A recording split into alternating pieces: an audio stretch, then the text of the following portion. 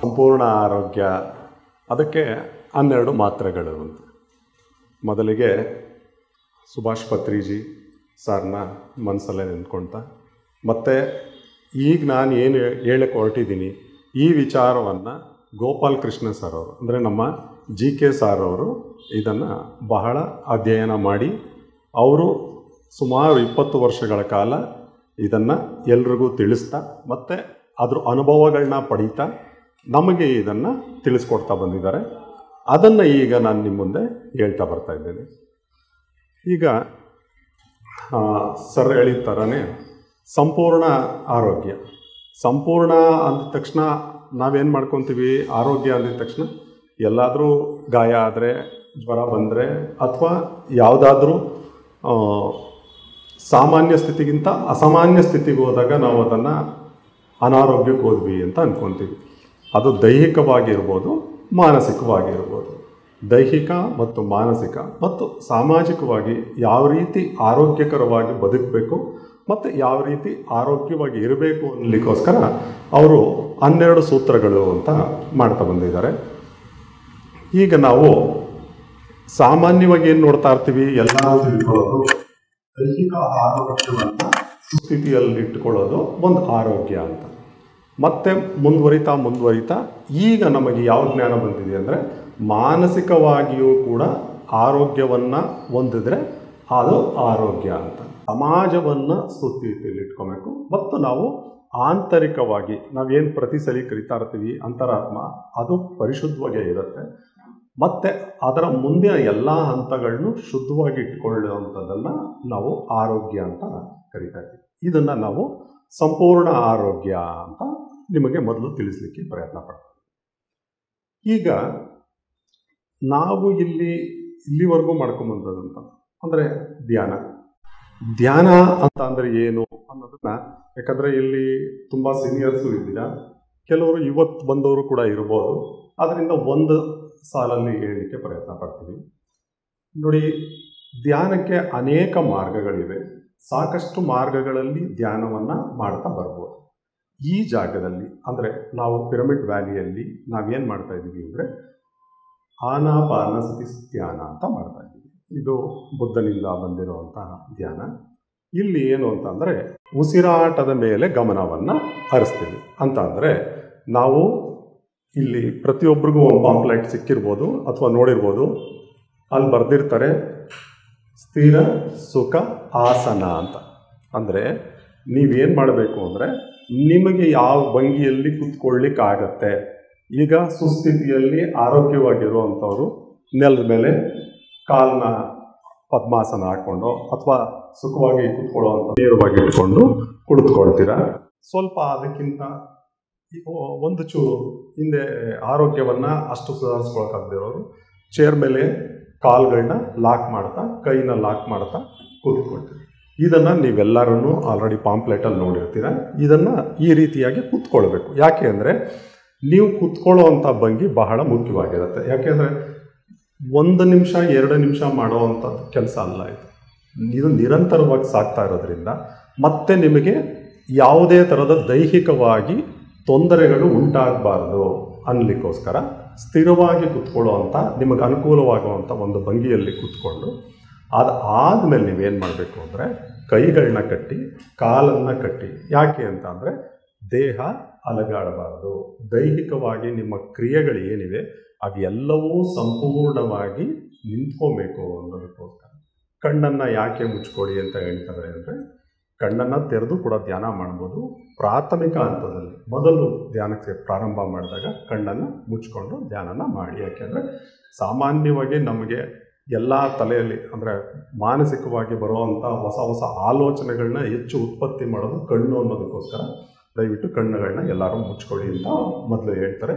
ಹೋಗ್ತಾ ಹೋಗ್ತಾ ನೀವು ಮುಂದುವರಿತಾ ನೀವು ಯಾವ ರೀತಿ ಬೇಕಾದರೂ ಧ್ಯಾನ ಮಾಡ್ತಾ ಹೋಗ್ಬೋದು. ಅಂದರೆ ಇದೇ ಥರ ಕುಳಿತುಕೊಳ್ಬೇಕು ಅನ್ನೋದು ಏನಿಲ್ಲ. ಯಾವುದೇ ಸ್ಥಿತಿಲಿ ಕೂತ್ಕೊಂಡು ಧ್ಯಾನ ಸ್ಥಿತಿಲೇ ಇರುವಂಥ ಮನಸ್ಥಿತಿ ನಿಮಗೆ ಬಂದ್ಬಿಡುತ್ತೆ.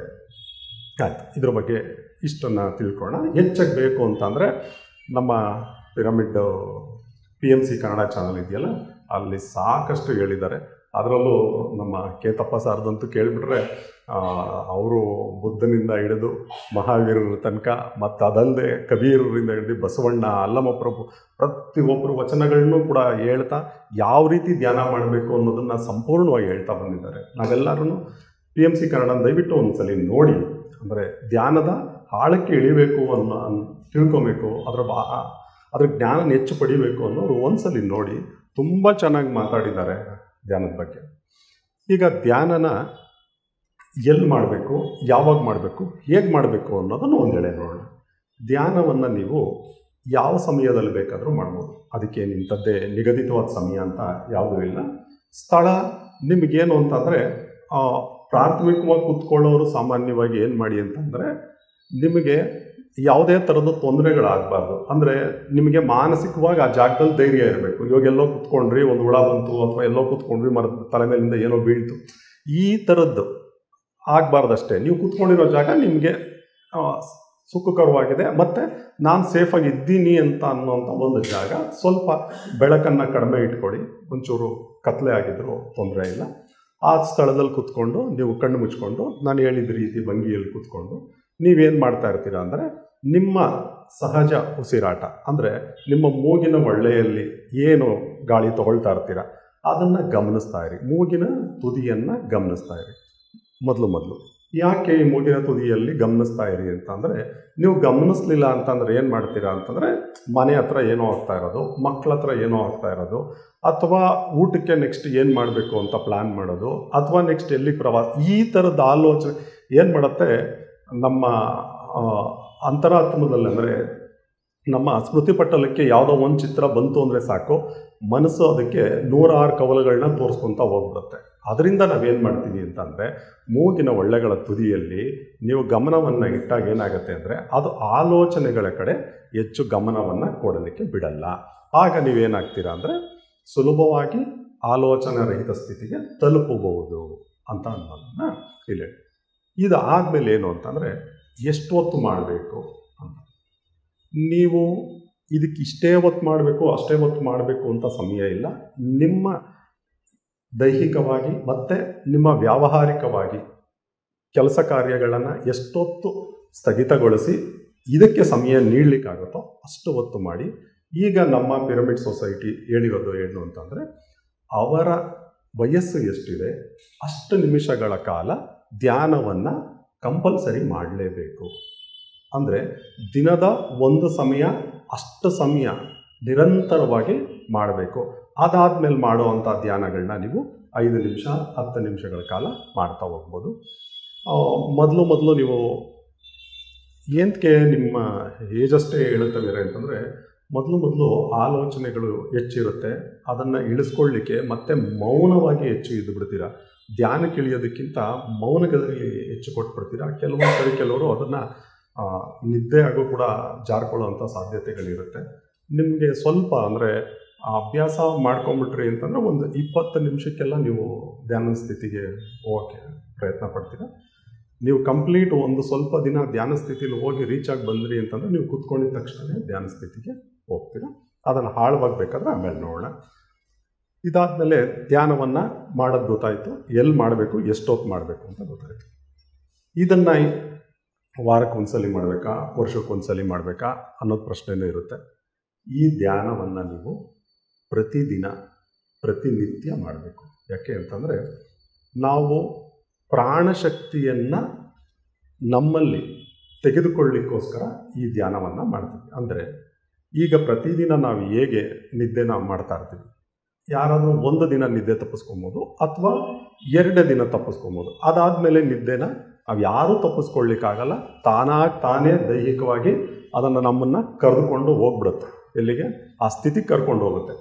ಅದೇ ರೀತಿಯೇ ಧ್ಯಾನನೂ ಕೂಡ ನಿಮಗೆ ಪ್ರತಿನಿತ್ಯ ಬೇಕು. ಯಾಕೆ ಅಂತಂದರೆ, ಆ ಕಾಸ್ಮಿಕ್ ಎನರ್ಜಿ ಅಂದರೆ ಪ್ರಾಣಶಕ್ತಿ ಅನ್ನೋದೇನಿದೆ ಅದನ್ನು ತಗೊಳ್ಬೇಕು ಅಂತಂದರೆ ಪ್ರತಿನಿತ್ಯ ನೀವು ಧ್ಯಾನ ಮಾಡಲೇಬೇಕು.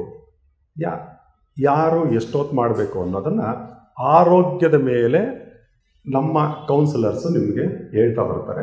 ಆದರೆ ಸಾಮಾನ್ಯವಾಗಿ ನಾವು ಹೇಳೋದೇನು ಅಂತಂದರೆ, ನಿಮ್ಮ ವಯಸ್ಸು ಎಷ್ಟಿದೆ ಅಷ್ಟು ಧ್ಯಾನವನ್ನು ಮಾಡ್ತಾ ಬನ್ನಿ ಅಂತ. ಈಗ ಧ್ಯಾನ ಮಾಡಬೇಕು, ಎಲ್ಲಿ ಮಾಡಬೇಕು, ಹೇಗೆ ಮಾಡಬೇಕು ಅಂತ ಗೊತ್ತಾಯಿತು. ಧ್ಯಾನವನ್ನು ನೀವು ಒಂದು ಸಲ ಮಾಡಾದ್ಮೇಲೆ ನೀವು ಆಮೇಲೆ ಏನು ಮಾಡ್ಬೋದು ಅಂತಂದರೆ, ನಿಮ್ಮ ಎಲ್ಲ ಬಿಡುವಿನ ವೇಳೆ ಮಾಡ್ತಾ ಬರ್ಬೋದು. ರಾತ್ರಿ ಮಲ್ಕೊಳ್ಳಿಕ್ಕಿಂತ ಮುಂಚೆ ಸಾಧ್ಯ ಆಗೋಷ್ಟು ಹೊತ್ತು ಅಂದರೆ 5 ನಿಮಿಷ ಆಗಿರ್ಬೋದು, 10 ನಿಮಿಷ ಆಗಿರ್ಬೋದು, ದಯವಿಟ್ಟು ಎಲ್ಲರೂ ಧ್ಯಾನ ಮಾಡಿ ಮಲ್ಕೊಳ್ಳಿ. ಅದರಿಂದ ಏನಾಗುತ್ತೆ ಅಂತಂದರೆ, ನೀವು ಧ್ಯಾನದ ಸ್ಥಿತಿಯಲ್ಲೇ ನಿದ್ದೆ ಮಾಡೋದ್ರಿಂದ ಅದು ಯೋಗ ನಿದ್ರೆ ಅಭ್ಯಾಸ ನಿಮಗೆ ಮುಂದೆ ಬರ್ತಾ ಆಗುತ್ತೆ ಮತ್ತು ಹೆಚ್ಚು ಪ್ರಾಣಶಕ್ತಿಯನ್ನು ತಗೊಳ್ಳಿಕ್ಕೂ ನಿಮಗೆ ಅದು ಅನುಕೂಲ ಆಗುತ್ತೆ. ಆ ಯೋಗ ನಿದ್ರೆ ಬಗ್ಗೆ ಬೇಕಾದರೂ ಮತ್ತೆ ನೀವು ನಾನು ಹೇಳಿದ್ನಲ್ಲ PMC ಕನ್ನಡ ಚಾನಲ್ ನೋಡ್ತಾ ಬಂದರೆ ಅಲ್ಲೂ ಕೂಡ ಹೇಳ್ತಾ ಬಂದಿದ್ದಾರೆ. ಅದನ್ನು ಬೇಕಾದ್ರೆ ಇನ್ನೊಂದು ಸೆಷನಲ್ಲಿ ಮಾತಾಡ್ತಾ ಬರೋಣ. ಈಗ ನಿಮಗೆ ಇಲ್ಲಿ ಧ್ಯಾನ ಅಂತಂದರೆ ಏನು ಅನ್ನೋದು ಒಂದು ಸಣ್ಣದಾಗೆ ನಿಮಗೆ ಅರ್ಥ ಮಾಡ್ಕೊಂಡಿದ್ದೀರಾ ಅಂತ ತಿಳ್ಕೊಳ್ತೀವಿ. ಈಗ ನಾವು ಸಂಪೂರ್ಣ ಆರೋಗ್ಯಕ್ಕೆ 12 ಮಾತ್ರೆಗಳು ಅಂತ ಹೇಳ್ತಾ ಬಂದಿದ್ದೀವಿ. ಈಗ ನೀವು ಮೊದಲನೇ ಮಾತ್ರೆ ಯಾವುದು? ವೈಯಕ್ತಿಕ ಧ್ಯಾನ. ಅಂದರೆ ನೀವೊಬ್ಬರೇ ಮನೆಯಲ್ಲಿ ಕೂತ್ಕೊಂಡು ಅಥವಾ ನಿಮ್ಮ ಕಚೇರಿಯಲ್ಲಿ ಕೂತ್ಕೊಂಡು ನೀವು ಎಲ್ಲಿರ್ತೀರ ಆ ಸ್ಥಳದಲ್ಲಿ ನೀವೇನು ಮಾಡ್ಬೋದು? ಧ್ಯಾನವನ್ನು ಮಾಡ್ತಾ ಬರ್ಬೋದು. ಇದಕ್ಕೆ ಯಾರದೇ ಸಹಾಯ ಅಥವಾ ಇನ್ನೊಂದು ಯಾವುದೂ ಬೇಕಾಗಿಲ್ಲ. ಇದಕ್ಕೆ ನಿಮ್ಮ ಮನಸ್ಸು ನೀವು ಸ್ಥಿತವಾಗಿರಬೇಕು. ನಿಮ್ಮ ಮನಸ್ಸು ಏನಿರಬೇಕು ಅಂದರೆ ನಾನು ಮಾಡಬೇಕು ಅನ್ನೋ ಸಂಕಲ್ಪ ಇರಬೇಕು ನಿಮಗೆ. ಮತ್ತು ಇದರಿಂದ ನನಗೆ ಉಪಯೋಗ ಇದೆ ಅನ್ನೋದನ್ನು ಮೊದಲು ಅಂದ್ಕೊಬೇಕು. ಅದಾದಮೇಲೆ ನೀವು ಸ್ಟಾರ್ಟ್ ಮಾಡ್ತಾ ಬಂದರೆ ಹೋಗ್ತಾ ಏನಾಗುತ್ತೆ ಅಂದರೆ ಧ್ಯಾನದ ಮಹತ್ವ ಏನು ಅನ್ನೋದನ್ನು ನಿಮಗೆ ಗೊತ್ತಾಗ್ತಾ ಬರುತ್ತೆ. ನೀವು ವೈಯಕ್ತಿಕ ಧ್ಯಾನ ಅಂತ ಕರಿತೀವಿ. ಇದಾದಮೇಲೆ ಎರಡನೇದು ನಾವೇನು ಅಂತಂದರೆ ಪಿರಮಿಡ್ ಧ್ಯಾನ. ಅಂದರೆ ನೀವು ಧ್ಯಾನದ ಸ್ಥಿತಿ ಅಂದರೆ ನಾವು ಪ್ರಾಣಶಕ್ತಿಯನ್ನು ತೆಗೆದುಕೊಳ್ಳಲಿಕ್ಕೆ ನಾವೇನು ಮಾಡ್ತಾ ಇದ್ದೀವಿ ಅಂದರೆ ಅನೇಕ ಸುಲಭವಾದ ದಾರಿಯನ್ನು ನಮ್ಮ ಹಿರಿಯರು ನಮಗೆ ತೋರಿಸ್ತಾ ಬಂದಿದ್ದಾರೆ. ಈಗ ಉದಾಹರಣೆಗೆ ನೀವು ಯಾವುದೋ ಒಂದು ಕೆಲಸ ಮಾಡಲಿಕ್ಕೆ ಹೋಗ್ತೀರಾ ಅಂತ ತಿಳ್ಕೊಳ್ಳಿ. ಆ ಕೆಲಸಕ್ಕೆ ಕೈ ಇಟ್ಟಾಗ ಏನು ಮಾಡ್ತೀರಾ, ನಿಮ್ಮ ಸೀನಿಯರ್ಗಳ ಹತ್ರ ಮಾತಾಡ್ತೀರಾ, ಮತ್ತು ನಿಮಗೊಂದು ಸ್ವಲ್ಪ ಟ್ರೈನಿಂಗ್ ಅಂತ ಅನ್ನೋದನ್ನು ಕೊಡ್ತಾರೆ. ಅಂದರೆ ಇದಕ್ಕೆ ಹಿಂದೆ ನಾವು ಇಷ್ಟೆಲ್ಲ ಕಷ್ಟಪಟ್ಟಿದ್ದೀವಿ, ಇದಕ್ಕೆ ಸುಲಭವಾದ ದಾರಿ ನೋಡಪ್ಪ ಇದು, ಇನ್ನು ಮುಂದೆ ಹೆಚ್ಚಿನ ದಾರಿ ಸಿಕ್ಕಿದ್ರೆ ನೀವು ಮಾಡಿ ಮತ್ತು ಮುಂದುವರಿಯಿರಿ ಅಂತ. ಇವಾಗ ಅದಕ್ಕೆ ಉದಾಹರಣೆಗೆ ಏನು ಅಂತಂದರೆ, ಈಗ ಭಾರತವನ್ನು ತಲುಪಬೇಕಾದ್ರೆ ಕೊಲಂಬಸ್ ಅರ್ಧ ದಾರಿಗೆ ಬಂದರು. ಅದಾದಮೇಲೆ ಉಳಿದಿದ್ದ ದಾರಿಯನ್ನು ಯಾವ ರೀತಿ ವಾಸ್ಕೋ ಡಿ ಗಾಮ ರೀಚ್ ಆದರೋ ಅದೇ ರೀತಿ ಇಲ್ಲಿ ಏನು ಅಂತಂದರೆ ಒಬ್ಬರು ಒಂದು ಸ್ಥಳವನ್ನು ತಲುಪಿದ್ರು, ಮುಂದಕ್ಕೆ ಹೇಗೆ ಹೋಗಬೇಕು ಅನ್ನೋದನ್ನು ನೀವು ತಿಳ್ಕೊಳ್ಳಿ ಅಂತ ಹೇಳಿದ್ರು. ಅದೇ ರೀತಿ ನಿಮಗೆ ಪಿರಮಿಡ್ ಅನ್ನೋದನ್ನು ನಮ್ಮ ಪತ್ರಿಜಿಯವರು ಅವರು ಕೂಡ ಆದರೆ ಹಿಂದೆ ಅವರು ಮಾಡಿರೋ ಅಂಥದ್ದನ್ನು ಅನುಭವ ಪಡ್ಕೊಂಡು ಆ ಜ್ಞಾನವನ್ನು ನಮ್ಮೆಲ್ಲರಿಗೂ ತಿಳಿಸ್ತಾ ಬಂದರು. ಪಿರಮಿಡ್ನಲ್ಲಿ ಕೂತ್ಕೊಂಡು ನೀವು ಧ್ಯಾನ ಮಾಡೋದ್ರಿಂದ ಏನಾಗುತ್ತೆ ಅಂದರೆ, ಈಗ ಇಲ್ಲೇ ನಾವು ಈ ಸ್ಥಳದಲ್ಲೇ ನೀವೆಲ್ಲ ಎಷ್ಟು ಬೇಗ ಧ್ಯಾನಕ್ಕೆ ಜಾರಿದ್ರಿ ಮತ್ತು ಹೆಚ್ಚು ಕಾಸ್ಮಿಕ್ ಎನರ್ಜಿಯನ್ನು ರಿಸೀವ್ ಮಾಡಿಕೊಂಡ್ರಿ ಅನ್ನೋದನ್ನು ಇಲ್ಲೇ ತಿಳ್ಕೊಬೋದು. ಪಿರಮಿಡ್ಡಲ್ಲಿ ಧ್ಯಾನ ಮಾಡೋದ್ರಿಂದ ನಿಮಗೇನಾಗುತ್ತೆ ಅಂದರೆ, ಸಾಮಾನ್ಯವಾಗಿ ಹೊರಗಡೆ ಕೂತ್ಕೊಂಡು ಧ್ಯಾನ ಮಾಡೋದಕ್ಕೂ ಅಥವಾ ಮನೆಯಲ್ಲಿ ನೀವು ಸಪ್ರೇಟಾಗಿ ಕೂತ್ಕೊಂಡು ಧ್ಯಾನ ಮಾಡೋದಕ್ಕೂ ಇಲ್ಲಿ ನಿಮಗೆ 3 ಪಟ್ಟು ಹೆಚ್ಚಿನ ಶಕ್ತಿ ಅಥವಾ ಅಷ್ಟು ನಿಮ್ಮ ಮನೆ ಹತ್ರ ಎಲ್ಲಿದೆ, ಇವಾಗ ಈ ಜಾಗದಲ್ಲಿದೆ, ಎಲ್ಲೆಲ್ಲಿ ಪಿರಮಿಡ್ ಧ್ಯಾನ ಕೇಂದ್ರಗಳಿದೆ ಅಲ್ಲಿ ಹೋಗಿ ಧ್ಯಾನವನ್ನು ಮಾಡಿ. ಮತ್ತು ಈಗ ನಮ್ಮಲ್ಲೇ ಸಾಕಷ್ಟು 2x2 ಪಿರಮಿಡ್ಡು ಮತ್ತು ಕ್ಯಾಪ್ ಪಿರಮಿಡ್ಡು ಇವೆಲ್ಲ ಸಿಕ್ಕುತ್ತೆ. ಮತ್ತು ಪಿರಮಿಡ್ಗಳನ್ನ ಹೇಗೆ ಮಾಡ್ಕೊಬೇಕು ಅನ್ನೋದು ಕೂಡ PMC ಕನ್ನಡ ಚಾನಲ್ ಸಾಕಷ್ಟು ಜನ ಮಾತಾಡಿದ್ದಾರೆ. ನೀವು ಅದರಲ್ಲಿ ಒಂದ್ಸಲಿ ಒತ್ತು ನೋಡಿದ್ರೆ ನಿಮಗೆ ಗೊತ್ತಾಗುತ್ತೆ.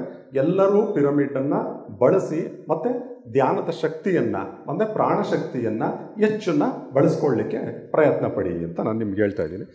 ಮತ್ತು ಈಗ ಮುಂದುವರಿತಾ ಹೋದರೆ ನಾವೇನು ನೋಡ್ತೀವಿ ಅಂತಂದರೆ ಸಾಮೂಹಿಕ ಧ್ಯಾನ. ಈಗ ನಾವು ಒಬ್ಬರು ಕೂತ್ಕೊಂಡು ಮನೆಯಲ್ಲಿ ಧ್ಯಾನ ಮಾಡಿದಾಗ ಏನಾಗುತ್ತೆ, ಒಂದು ಸಮಯನ ನಿಗದಿ ಮಾಡ್ಕೊತಾ ಹೋಗ್ತೀವಿ. ಆದರೆ ಇಲ್ಲಿ ಇಷ್ಟು ಜನ ಸೇರಿದಾಗ ಏನಾಗುತ್ತೆ ಅಂದರೆ, ಒಬ್ಬೊಬ್ಬರು ಒಂದೊಂದು ರೀತಿಯಲ್ಲಿ ಶಕ್ತಿಯನ್ನು ಅಂದರೆ ಅದನ್ನು ಸೆಳೆಯುವ ಶಕ್ತಿಯನ್ನು ಹೆಚ್ಚು ಇಟ್ಕೊಂಡಿರ್ತಾರೆ. ಆ ಶಕ್ತಿಯೂ ಕೂಡ ನಮ್ಮಲ್ಲಿ ಇಲ್ಲಿ ಪ್ರವಹಿಸುತ್ತೆ, ಒಬ್ಬರಿಂದ ಒಬ್ಬರಿಗೆ ಪ್ರವಹಿಸ್ತಾ ಹೋಗುತ್ತೆ.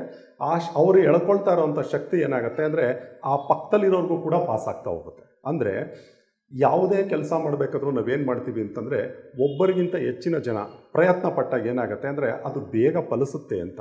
ಇಲ್ಲಿ ನಾವು ಒಬ್ಬರೇ ಕೂತ್ಕೊಂಡು ಮಾಡೋದ್ರಿಂದ ಫಲ ಸಿಗಲ್ವಾ ಅಂದರೆ ಖಂಡಿತ ಫಲ ಸಿಗುತ್ತೆ, ಫಲ ಸಿಗಲ್ಲ ಅಂತ ಹೇಳ್ತಾ ಇಲ್ಲ. ಆದರೆ ಏನು ಅಂದರೆ ಸಾಮೂಹಿಕ ಮಾಡಿದಾಗ ನೀವೇನು ಮಾಡ್ತೀರ ಅಂದರೆ, ಈಗ ನಿಮಗೇನೋ ಯಾರೋ ಬಂದರು ಅಥವಾ ಮನಸ್ಸಿಗೇನೋ ಆಯಿತು ಅಂದ್ಬಿಟ್ಟು ಪಟ್ಟಂತ ಎದ್ದೋಗ್ಬಿಡೋದು ಎಲ್ಲ ಮಾಡ್ತೀರಾ. ಆದರೆ ಸಾಮೂಹಿಕವಾಗಿ ಮಾಡಿದಾಗ ಏನಾಗ್ತೀರಾ, ಇದಕ್ಕೆ ಅಂತಾನೆ ಒಂದು ಸಮಯ ಇಟ್ಕೊಂಡಿರ್ತೀರ. ಮತ್ತು ಎಲ್ಲರೂ ಕುತ್ಕೊಳ್ಳೇಬೇಕಾದಂಥ ಸ್ಥಿತಿ ಅಂದರೆ ಪಂಕ್ತಿ ಭೋಜನದಲ್ಲಿ ಯಾವ ರೀತಿ ಕುತ್ಕೊಂಡು ಪಂಕ್ತಿ ಮುಗಿಯೋ ತನಕ ಎಲ್ಲರೂ ಇರಲೇಬೇಕು ಅನ್ನೋ ಥರ ಇರುತ್ತೋ ಅದೇ ರೀತಿ ನೀವು ಕೂಡ ಇಲ್ಲೇನಾಗ್ತೀರ ಅಂದರೆ ಸಾಮೂಹಿಕವಾಗಿ ಎಲ್ಲರೂ ಕೂತ್ಕೊಂಡು ಧ್ಯಾನ ಮಾಡೋದ್ರಿಂದ ನೀವೇನು ಮಾಡ್ತೀರ ಅಂದರೆ ಅಷ್ಟು ಸಮಯನ ನಿಗದಿ ಮಾಡ್ಕೊಳ್ತೀರ. ಮತ್ತು ಇದ್ರ ಜೊತೆಯಲ್ಲಿ ನಿಮ್ಮ ಏನಿದೆ ಚಕ್ರಗಳ ಆಕ್ಟಿವೇಶನ್ ಮುಂದೆ ಬರ್ತಾ ಅದೆಲ್ಲ ಬರುತ್ತೆ ನಿಮಗೆ. ಇವೆಲ್ಲ ಸುಲಭವಾಗಿ ಆಗುತ್ತೆ ಸಾಮೂಹಿಕ ಧ್ಯಾನದಲ್ಲಿ. ಅದು ಯಾಕೆ ಅಂತಂದರೆ ನಿಮ್ಮ ಜೊತೆಯಲ್ಲಿ ಕೂತ್ಕೊಂಡಿರೋರು ತುಂಬ ಸೀನಿಯರ್ ಮಾಸ್ಟರ್ಸ್ ಆಗಿರ್ಬೋದು. ಕೆಲವರು ಸೀನಿಯರ್ ಮಾಸ್ಟರ್ಸ್ ಆಗದೆ ಹೋದರೂ ಕೂಡ ಆವತ್ತೇ ಧ್ಯಾನಕ್ಕೂ ಕೂತ್ಕೊಂಡ್ರೂ ಕೂಡ ಅವ್ರಿಗೆ ಯಾವ ಮಟ್ಟದ ಶಕ್ತಿಯನ್ನು ಹೀರಿಕೊಳ್ಳುವಂಥ ಶಕ್ತಿ ಇರುತ್ತೆ ಅಂತಂದರೆ ನಾವು ಯಾರೂ ಅದನ್ನು ಸಾಮಾನ್ಯವಾಗಿ ಹೇಳಲಿಕ್ಕಾಗಲ್ಲ. ಅಂದರೆ ಅವರು ಈಗ ಉದಾಹರಣೆಗೆ ಕೆಲವರು ನೀವು ನೋಡಿರ್ಬೋದು 3 ಗಂಟೆ ನಿದ್ದೆ ಮಾಡಿದ್ರೆ ಸಾಕು, ಅವ್ರು ದಿನಪೂರ್ತಿ ಆ್ಯಕ್ಟಿವ್ ಆಗಿರ್ತಾರೆ. ಇನ್ನು ಕೆಲವರು 8-9 ಗಂಟೆ ನಿದ್ದೆ ಮಾಡಿದ್ರೂ ಕೂಡ ಅವ್ರಿಗೆ ಸಾಲಲ್ಲ. ಅವ್ರು ಹೇಳ್ತಾರೆ ಇಲ್ಲ ನನಗೆ 10 ಅವರ್ಸ್ ನಿದ್ದೆ ಮಾಡಲೇಬೇಕು, ಮಧ್ಯದಲ್ಲಿ ಇನ್ನೂ ಒಂದು 3 ಗಂಟೆ ನಿದ್ದೆ ಮಾಡಲೇಬೇಕು. ಅಂದರೆ ಅವ್ರ ಶಕ್ತಿಯನ್ನು ಹೀರ್ಕೊಳ್ಳುವಂತಹ ಆ ಪ್ರಾಣಶಕ್ತಿ ಏನಿದೆ ಅದನ್ನು ಹೀರ್ಕೊಳ್ಳುವಂಥ ಶಕ್ತಿ ಅವರಲ್ಲಿ ಕಡಿಮೆ ಇದೆ. ಆ ಚಕ್ರಗಳು ಮತ್ತು ಅದನ್ನು ರಿಸೀವ್ ಮಾಡ್ಕೊಳ್ಳುವಂಥದ್ದು ಏನಿದೆ ಅದು ಶುದ್ಧಗೊಳಿಸ್ಕೊಂಡಿಲ್ಲ ಅಂತ ಅನ್ನೋದು ನಮಗಿಲ್ಲೇ ಗೊತ್ತಾಗುತ್ತೆ. ಅದೇ ರೀತಿ ಸುಮಾರು ಜನ 3-3.5 ಗಂಟೆ ನಿದ್ದೆ ಮಾಡಿ ಆರೋಗ್ಯವಾಗಿರ್ತಾರೆ ಮತ್ತು ಲವಲವಿಕೆಯಾಗಿ ಕೂಡ ಇರ್ತಾರೆ. ಇಲ್ಲಿ ಸಾಮೂಹಿಕ ಧ್ಯಾನದಲ್ಲಿ ಮಾಡಿದಾಗ ಏನಾಗುತ್ತೆ ಅಂದರೆ ಎಲ್ಲ ಥರದವರು ಬಂದಾಗ ಏನಾಗುತ್ತೆ, ಆ ಹೆಚ್ಚು ಶಕ್ತಿಯನ್ನು ಪಡೆದುಕೊಳ್ಳೋರು ಈ ಕಡಿಮೆ ಶಕ್ತಿ ಪಡೆದುಕೊಳ್ಳೋರ ಕಡೆ ಪ್ರವಹಿಸ್ತಾರೆ. ಆವಾಗ ನಮಗೇನಾಗುತ್ತೆ ಅಂತಂದರೆ ಆ ಶಕ್ತಿ ನಮ್ಮಲ್ಲೂ ಬರುತ್ತೆ. ಮತ್ತು ಅವರನ್ನು ಮೀಟ್ ಮಾಡಲಿಕ್ಕೆ ಯಾರೋ ಗುರುಗಳು ತಪಸ್ವಿಗಳು ಬಂದಿರ್ತಾರಲ್ಲ, ಅವರು ನಿಮ್ಮನ್ನೂ ಕೂಡ ಗಮನಿಸಿ ನಿಮಗೂ ಕೂಡ ಆಶೀರ್ವದಿಸ್ತಾರೆ. ಇದು ಒಳಗೆ ಹೋಗಾದ್ಮೇಲೆ ತಿಳ್ಕೊಳ್ಳೋವಂಥದ್ದು. ಇದು ನಾನೇನಾರ ಇದು ಹೇಳೋದೆ ಅಂದರೆ ಹೆಚ್ಚು ಉತ್ಪ್ರೇಕ್ಷೆ ಮಾಡ್ದಂಗೆ ಆಗುತ್ತೋ ಏನೋ ನನಗೆ ಗೊತ್ತಿಲ್ಲ. ಅದರಿಂದ ಇದನ್ನು ಇಲ್ಲಿಗೆ ನಿಲ್ಲಿಸ್ಕೊಳ್ಳೋಣ. ನಾವೇನಾಗ ಸಾಮೂಹಿಕವಾಗಿ ಧ್ಯಾನ ಮಾಡೋದ್ರಿಂದ ನಮಗೆ ಹೆಚ್ಚು ಶಕ್ತಿ ಸಿಕ್ಕುತ್ತೆ ಅನ್ನೋದಕ್ಕೆ ನಾವು ಇದನ್ನು ನಿಲ್ಲಿಸ್ಕೊಳ್ಳೋಣ. ಈಗ ಮುಂದೆ ಹೋಗ್ತಾ ನಾವಾಗಾದರೆ ಈ ಶಕ್ತಿಯನ್ನು ಹೆಚ್ಚು ಇನ್ಯಾವ ರೀತಿ ಪಡ್ಕೊಬೋದು ಅಂತಂದರೆ ಹುಣ್ಣಿಮೆ ಧ್ಯಾನ ಮಾಡೋದ್ರಿಂದ ನಾವು ಪಡ್ಕೊಬೋದು. ಈಗ ಸಾಮಾನ್ಯವಾಗಿ ನೀವು ನೋಡಿರ್ಬೋದು, ಎಲ್ಲರೂ ಹುಣ್ಣಿಮೆ ಬರೋದನ್ನು ನಮ್ಮ ವ್ಯಾಲಿಲಿ ಯಾರ್ಯಾರು ಸ್ವಲ್ಪ ದಿನದಿಂದ ಅಥವಾ ಸುಮಾರು ದಿನದಿಂದ ಇರ್ತೀವಿ, ಹುಣ್ಣಿಮೆ ಬರೋದನ್ನೇ ಕಾಯ್ತಾ ಇರ್ತಾರೆ. ಯಾಕಂದರೆ ಹುಣ್ಣಿಮೆಗೆ ಆ ಶಕ್ತಿ ಇದೆ. ಅಂದರೆ ನಾವೆಲ್ಲರೂ ಸೂರ್ಯಲೋಕದಿಂದ ಚಂದ್ರನ ಮುಖಾಂತರ ಬೆಳಕನ್ನು ಪಡಿತಾ ಇದ್ದೇವಲ್ಲ, ಈ ಪ್ರಾಣಶಕ್ತಿ ಹೆಚ್ಚು ದೊರೀಲಿಕ್ಕೆ ಹುಣ್ಣಿಮೆಯ ದಿನ ಕಾರಣ ಆಗುತ್ತೆ. ಯಾಕೆ ಅಂತಂದರೆ ನಾವು ಕೂತಿದ್ದಾಗ ಆಗಲಿ, ಅಂದರೆ ಯಾವುದೇ ರೀತಿಯಲ್ಲಿ, ಅಂದರೆ ನೀವು ನೋಡಿರ್ಬೋದು, ಸಾಮಾನ್ಯವಾಗಿ ಎಲ್ಲರೂ ಹೇಳಬೇಕಾದ್ರೆ ನಿಮಗೆ ಎಲ್ಲರಿಗೂ ತಿಳಿದಿರುವಂಥದ್ದು ಏನು ಅಂದರೆ, ಸಮುದ್ರ ಅಲೆಗಳು ಮೇಲೆ ಏರುತ್ತೆ ಏನು. ಸಮುದ್ರ ಅಲೆಗಳು ಮೇಲೆ ಏರೋದ್ರ ಜೊತೆಯಲ್ಲಿ ನಾವು ಕೂಡ ಕೂತ್ಕೊಂಡಾಗ ನಮ್ಮ ಮೂಲಾಧಾರ ಚಕ್ರದಿಂದ ಸಹಸ್ರಾರದ ಕಡೆಗೆ ಏನು ಒಳಗಿನ ಶಕ್ತಿ ಇದೆ ಅದನ್ನು ಕೂಡ ಆವತ್ತೊಂದು ದಿನ ನೀವು ಧ್ಯಾನಕ್ಕೆ ಕೂತ್ಕೊಂಡಾಗ ಗೊತ್ತಾಗುತ್ತೆ. ಅದು ಒಂಥರ ಫುಲ್ ಮಾಡ್ದಂಗೆ ಎಳಿತಾ ಇದ್ದಂಗೆ ನಿಮಗೆ ಅನಿಸುತ್ತೆ ಅದು. ಯಾಕಂದರೆ ನೀವು ಮೊದಲು ಕೂತ್ಕೊಂಡಾಗ ನಿಮಗೆ ಗೊತ್ತಾಗುತ್ತೆ ಅದು. ಇದು ಹೋಗ್ತಾ ಹೋಗ್ತಾ ಅನುಭವದ ಮೂಲಕ ಆಗುತ್ತೆ. ಯಾರು ಹೊಸ್ದಾಗಿ ಧ್ಯಾನಕ್ಕೆ ಬಂದಿರ್ತೀರಾ ಅವರು ಸಾಮೂಹಿಕ ಧ್ಯಾನದ ಜೊತೆಯಲ್ಲಿ ಈ ಹುಣ್ಣಿಮೆಯ ಧ್ಯಾನವನ್ನು ಕೂಡ ನೀವು ಮಾಡೋದ್ರಿಂದ ನಿಮಗೇನಾಗುತ್ತೆ ಅಂದರೆ ಬೇಗ ನಿಮ್ಮ ಶಕ್ತಿಯನ್ನು ಹೀರಿಕೊಳ್ಳುವ ಆ ಒಳಗಿನ ಚಕ್ರಗಳು ಏನಿವೆ ಅವೆಲ್ಲ ಕಂಪ್ಲೀಟಾಗಿ ನಿಮಗೆ ಆ್ಯಕ್ಟಿವ್ ಆಗುತ್ತೆ. ಅದರಿಂದ ನಿಮಗೇನಾಗುತ್ತೆ ಅಂತಂದರೆ ಬೇಗ ಆ ಕಾಸ್ಮಿಕ್ ಎನರ್ಜಿನ, ಆ ಚೈತನ್ಯ ಶಕ್ತಿಯನ್ನು ನೀವೆಲ್ಲರೂ ಕೂಡ ಪಡ್ಕೊಳ್ಳಿಕ್ಕೆ ತುಂಬ ಈಸಿಯಾದಂಥ ದಾರಿ ಆಗುತ್ತೆ. ಈಗ ನಾನು ಇದನ್ನು ಏನು ಹೇಳ್ತಾ ಬರ್ತಾ ಇದ್ದೀನಿ ಅಂತಂದರೆ, ಧ್ಯಾನ ಅನ್ನೋದು ಸಾಮಾನ್ಯ, ಅಂದರೆ ಮಾಡಲೇಬೇಕಾದಂಥದ್ದು. ಈಗ ನನಗೆ ಯಾರೋ ಒಬ್ಬರು ಒಂದು ಸಣ್ಣದೊಂದು ಕತೆ ಕಳಿಸಿದ್ರು, ಅದನ್ನು ಇಲ್ಲಿ ಹೇಳಬೇಕು ಅನ್ನಿಸ್ತಾ ಇದೆ, ಹೇಳ್ತೀನಿ. ಒಂದು ಇರುವೆ, ನಾನು ಬೆಂಗಳೂರಿನಿಂದ ರಾಮ ಮಂದಿರ ನೋಡೋಕ್ಕೆ ಅಯೋಧ್ಯೆಗೆ ಹೋಗಬೇಕು ಅಂತ ಮನಸ್ಸಾಯ್ತಂತೆ. ಈಗ ಆ ಇರುವೆ ಇಲ್ಲಿಂದ ಅಲ್ಲಿಗೆ ಹೋಗಬೇಕು ಅಂದರೆ 4 ರಿಂದ 5 ಜನ ಬೇಕು. ನಡ್ಕೊಂಡು ಹೋಗ್ಲಿಕ್ಕೆ ಅದು ಸುಲಭವಾದ ದಾರಿಯಲ್ಲ.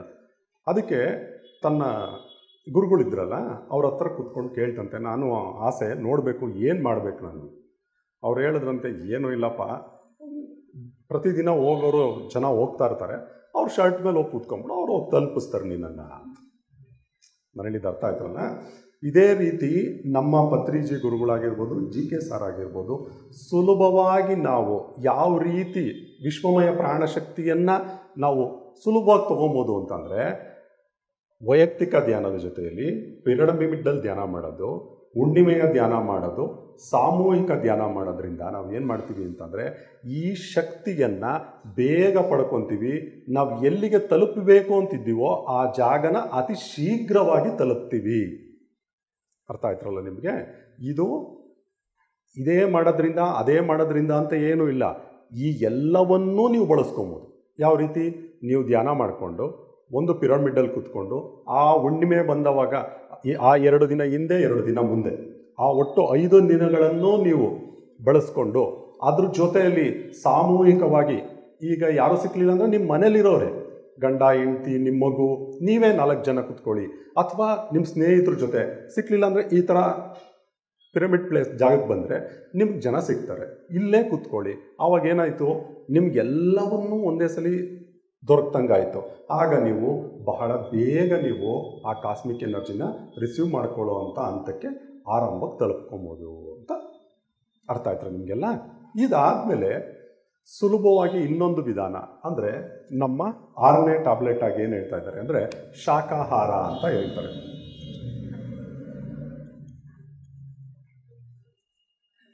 ಶಾಖಾಹಾರ, ಈಗ ಧ್ಯಾನ ಮಾಡ್ತಾ ಬಂದ್ವಿ, ಪಿರಮಿಡಲ್ ಮಾಡಿದ್ವಿ, ಸಾಮೂಹಿಕವಾಗಿ ಮಾಡಿದ್ವಿ, ಹುಣ್ಣಿಮೆ ಧ್ಯಾನ ಮಾಡ್ತಾ ಬಂದ್ವಿ, ಎಲ್ಲ ಮಾಡ್ತಾ ಬಂದ್ವಿ.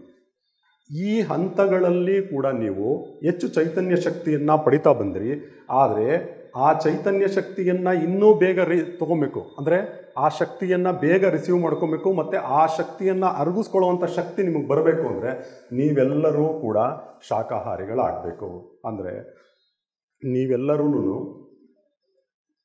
ಮಾಂಸಾಹಾರವನ್ನು ತ್ಯಜಿಸಬೇಕು ಅನ್ನೋದೇ ಇಲ್ಲಿ ಮುಖ್ಯವಾದಂಥ ಉದ್ದೇಶ. ಅಂದರೆ ಇಲ್ಲಿ ಆಹಾರ ಅಂತಂದಾಗ ಏನಾಗುತ್ತೆ ಅಂದರೆ ಅವ್ರವ್ರ ಕ್ರಮ ಆಗಿರುತ್ತೆ. ಇಲ್ಲಿ ಅವ್ರವ್ರ ಕ್ರಮ. ನಾನು ಏನು ಹೇಳ್ತಾ ಇದ್ದೀನಿ ಅಂದರೆ, ನಿಮ್ಮ ಯಾರ ಕ್ರಮವನ್ನು ತೊಂದರೆ ಮಾಡಬೇಕು ಅಥವಾ ಅದನ್ನು ಸರಿ ತಪ್ಪು ಅನ್ನೋದ್ರ ಬಗ್ಗೆ ನಾನು ಚರ್ಚೆ ಮಾಡ್ತಾ ಇಲ್ಲ. ನಾನು ನಿಮ್ಗೆ ಹೇಳ್ತಾ ಇರೋದು ಏನು ಅಂದರೆ, ನೀವು ಆ ಪ್ರಾಣಶಕ್ತಿಯನ್ನು ಹೆಚ್ಚು ಬೇಗ ಪಡ್ಕೊಬೇಕು ಮತ್ತು ಆ ಶಕ್ತಿ ನಿಮಗೆ ತಲುಪಿದ್ದು ನಿಮಗೆ ಜೀರ್ಣವಾಗಬೇಕು ಅಂದರೆ ನೀವು ಮೊದಲು ಶಾಕಾಹಾರಿಗಳಾಗಬೇಕು ಅನ್ನೋದಕ್ಕೋಸ್ಕರ ಇದನ್ನು ಹೇಳ್ತಾ ಇರೋದು. ಶಾಕಾಹಾರ ಅಂದರೆ ನೀವು ಯಾವಾಗ ಸಸ್ಯಾಹಾರಿಗಳಾಗ್ತೀರಿ ಆವಾಗ ನಿಮ್ಮ ಆಹಾರ ಬೇಗ ಜೀರ್ಣ ಆಗುತ್ತೆ. ಎಂತಕ್ಕೆ ಅನ್ನೋದಕ್ಕೆ ಸಣ್ಣ ಉದಾಹರಣೆ ನಿಮಗೆ ಹೇಳ್ತಾ ಇರೋದು. ನೀವು ಇವಾಗ ನೀವು ಒಂದು ಸೊಪ್ಪಿನ ಪಲ್ಯ ಅಥವಾ ತರಕಾರಿನ ತಿಂದ್ರಿ ಅಂತ ತಿಳ್ಕೊಳ್ಳಿ. 4 ರಿಂದ 5 ಗಂಟೆ ಆದಮೇಲೆ ನೀವು ಅದನ್ನು ಸಂಪೂರ್ಣವಾಗಿ ಹೊರಗೆ ಹಾಕ್ಬಿಟ್ಟಿರ್ತೀರ. ಅದನ್ನು ನೀವೆಲ್ಲನೂ ಗಮನಿಸಿರ್ತೀರ. ಅದೇ ನೀವು ಬೇರೆ ಆಹಾರಗಳು ಅಂದರೆ ಜೀರ್ಣವಾಗದಂತಹ ಆಹಾರಗಳನ್ನ, ನಿಧಾನವಾಗಿ ಜೀರ್ಣವಾಗುವಂತಹ ಆಹಾರಗಳನ್ನ ತೊಗೊಂಡಾಗ ಏನಾಗುತ್ತೆ ಅಂತಂದರೆ, ನಿಮ್ಮ ಗ್ರಹಿಸುವಂತಹ ಶಕ್ತಿ ಏನಿದೆ ಅದು ನಿಧಾನವಾಗುತ್ತೆ. ಈಗ ನೀವು ಊಟ ಮಾಡಿರ್ತೀರ, ಊಟ ಮಾಡಿದ ತಕ್ಷಣವೇ ಧ್ಯಾನ ಕೂತ್ಕೊಳ್ಳಿ. ನೀವು ಊಟ ಮಾಡಿದ ತಕ್ಷಣವೇ ಅಂದರೆ ಸಸ್ಯಾಹಾರಿಗಳೇ ಆಗಿರಿ, ನೀವು ಊಟ ಮಾಡಿದ ತಕ್ಷಣವೇ ಧ್ಯಾನ ಕೂತ್ಕೊಳ್ಳಿ. ನಿಮ್ಮ ಧ್ಯಾನ ಅಷ್ಟು ಬೇಗ ನೀವು ಗ್ರಹಿಸೋಕ್ಕಾಗಲ್ಲ, ಆ ಪ್ರಾಣಶಕ್ತಿಯನ್ನು ಹೀರ್ಕೊಳ್ಳಿಕ್ಕಾಗಲ್ಲ. ಕಾರಣ ಯಾಕೆ ಅಂದರೆ, ಸಂಪೂರ್ಣ ರಕ್ತ ನಿಮ್ಮ ಹೊಟ್ಟೆ ಒಳಗೆ ಹೋಗಿರುತ್ತೆ.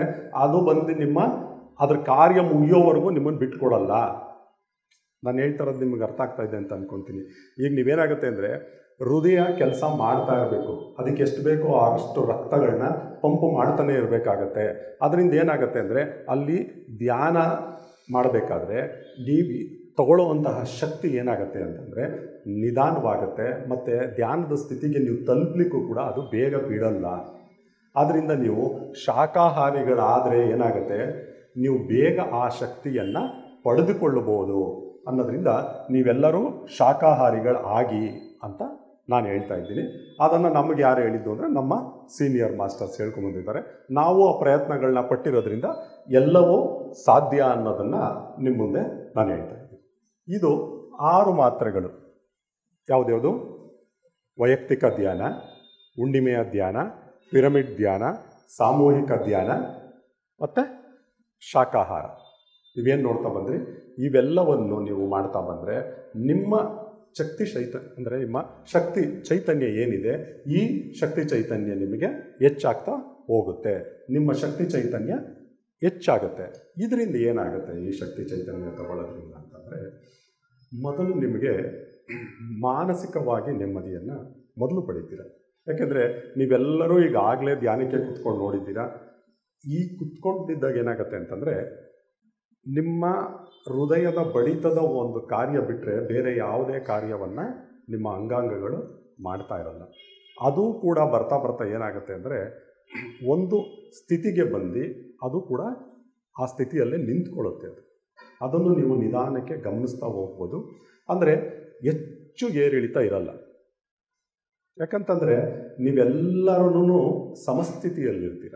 ಈ ಸಮಸ್ಥಿತಿಯಲ್ಲಿದ್ದು ನಾವು ಪ್ರಾಣಶಕ್ತಿಯನ್ನು ಪಡೆದುಕೊಳ್ತೀವಿ. ಮತ್ತು ಆಗ ಏನಾಗುತ್ತೆ ಅಂದರೆ ಮಾನಸಿಕವಾಗಿ ನೆಮ್ಮದಿಯನ್ನು ಪಡಿತೀವಿ. ಯಾವಾಗ ಮಾನಸಿಕವಾಗಿ ನೆಮ್ಮದಿಯನ್ನು ಪಡಿತೀವಿ, ನಮ್ಮ ದೈಹಿಕ ಆರೋಗ್ಯ ಹೆಚ್ಚುತ್ತಾ ಹೋಗುತ್ತೆ. ಈಗ ಉದಾಹರಣೆಗೆ ನಮಗೆ ಒಂದು ಕೈಗೆ ಗಾಯ ಆಗಿತ್ತು ಅಥವಾ ಕಾಲಿಗೆ ಪೆಟ್ಟಾಗಿತ್ತು ಅಂತ ತಿಳ್ಕೊಳ್ಳಿ. ನೀವು ರಾತ್ರಿ ಮಲಗಿರ್ತೀರ, ಬೆಳಗ್ಗೆ ಎದ್ದೋಳೋ ಅಷ್ಟರಲ್ಲಿ ಬಹಳ ಸುಧಾರಣೆ ಆಗಿರುತ್ತೆ.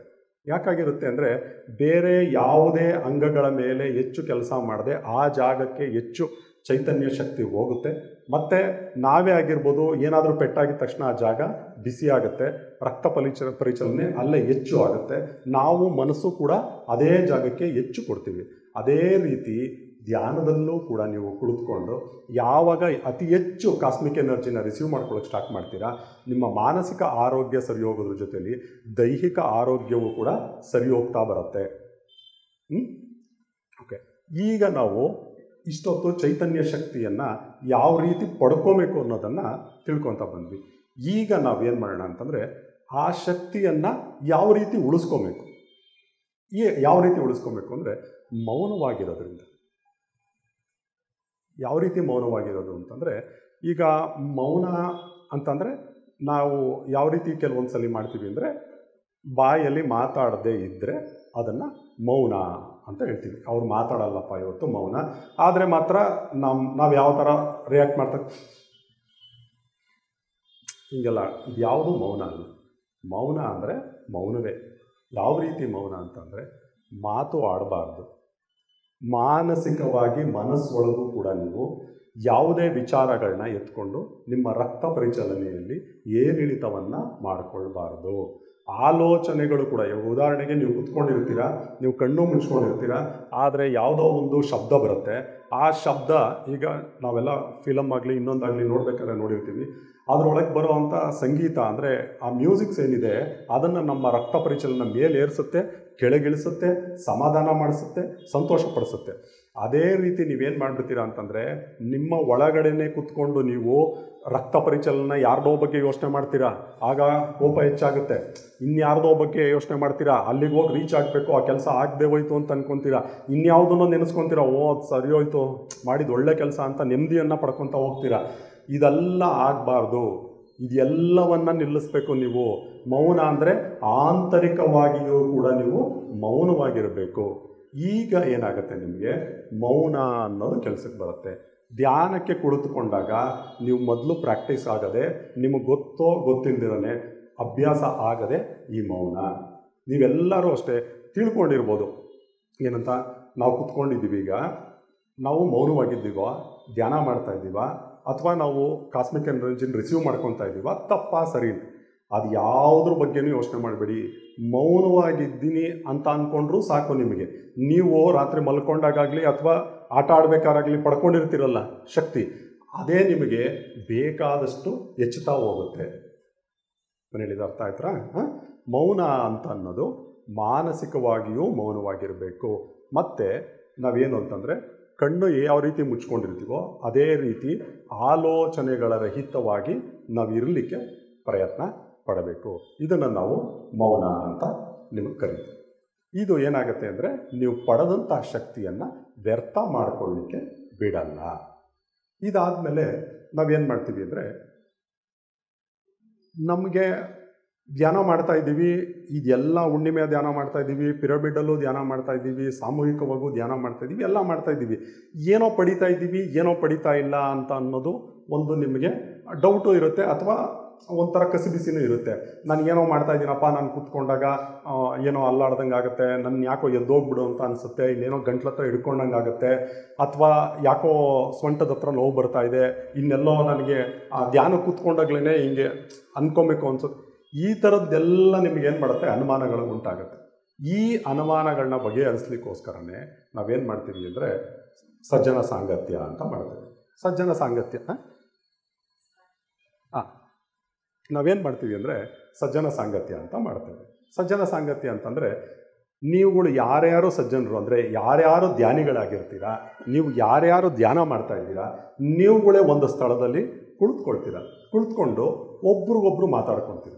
ಏನು ಅಂತಂದರೆ, ನೋಡಿ ನಾನು ಧ್ಯಾನ ಕೂತ್ಕೊಂಡಿದ್ದೆ, ನನಗೆ ಈ ಥರ ಆಯಿತು, ನನಗೆ ಯಾಕೋ ಕದಲಿಕ್ಕೆ ಸ್ಟಾರ್ಟ್ ಆಯಿತು, ಅಥವಾ ನಾನು ಕೂತ್ಕೊಂಡಿದ್ದಾಗ ತಲೆ ಯಾಕೋ ಬಾಗ್ತಾ ಇದೆ ನೆಲದ ಕಡೆ, ಇಲ್ಲ ಇನ್ನು ಕೆಲವರು ಹೇಳ್ತಾರೆ ನನ್ನ ಕತ್ತು ಈ ಥರ ಮೇಲೆ ಹೋಗ್ತಾ ಇದೆ ಅಂತ ಹೇಳಿ. ಅಂದರೆ ನಿಮ್ಮಲ್ಲೇ ಒಂದು ಚರ್ಚೆಯನ್ನು ಮಾಡ್ಕೊತೀರ, ಏನು ನಡೀತಾ ಇದೆ, ಯಾಕೆ ನಡೀತಾ ಇದೆ. ಆವಾಗ ನಿಮ್ಮಲ್ಲೇ ಒಬ್ಬರು ಏನು ಮಾಡ್ತಾರೆ ಅಂದರೆ, ಆ ಪ್ರಶ್ನೆ ಮತ್ತು ಉತ್ತರವನ್ನು ಕೊಡ್ತಾ ಬರ್ತಾರೆ. ಅಂದರೆ ಸಜ್ಜನ ಸಾಂಗತ್ಯ ಅಂತ ಅಂದರೆ, ನಾವುಗಳೇ ಸೇರಿಕೊಂಡು ಒಂದು ಸ್ಥಳದಲ್ಲಿ ಕೂತ್ಕೊಂಡು, ಒಬ್ಬರು ಪಿರಮಿಡ್ ಮಾಸ್ಟರ್ ಇರ್ಬೋದು ಅಥವಾ ಇಲ್ಲದೆ ಇರ್ಬೋದು, ನೀವುಗಳೇ ಕೂತ್ಕೊಂಡು ನಿಮ್ಮಲ್ಲಿ ಆದಂತಹ ಬದಲಾವಣೆಗಳನ್ನ ಮತ್ತು ನಿಮ್ಮಲ್ಲಿ ಆದಂತಹ ಅನುಭವಗಳನ್ನ ನೀವೇ ಹಂಚ್ಕೊಳ್ತಾ ಬರೋದು.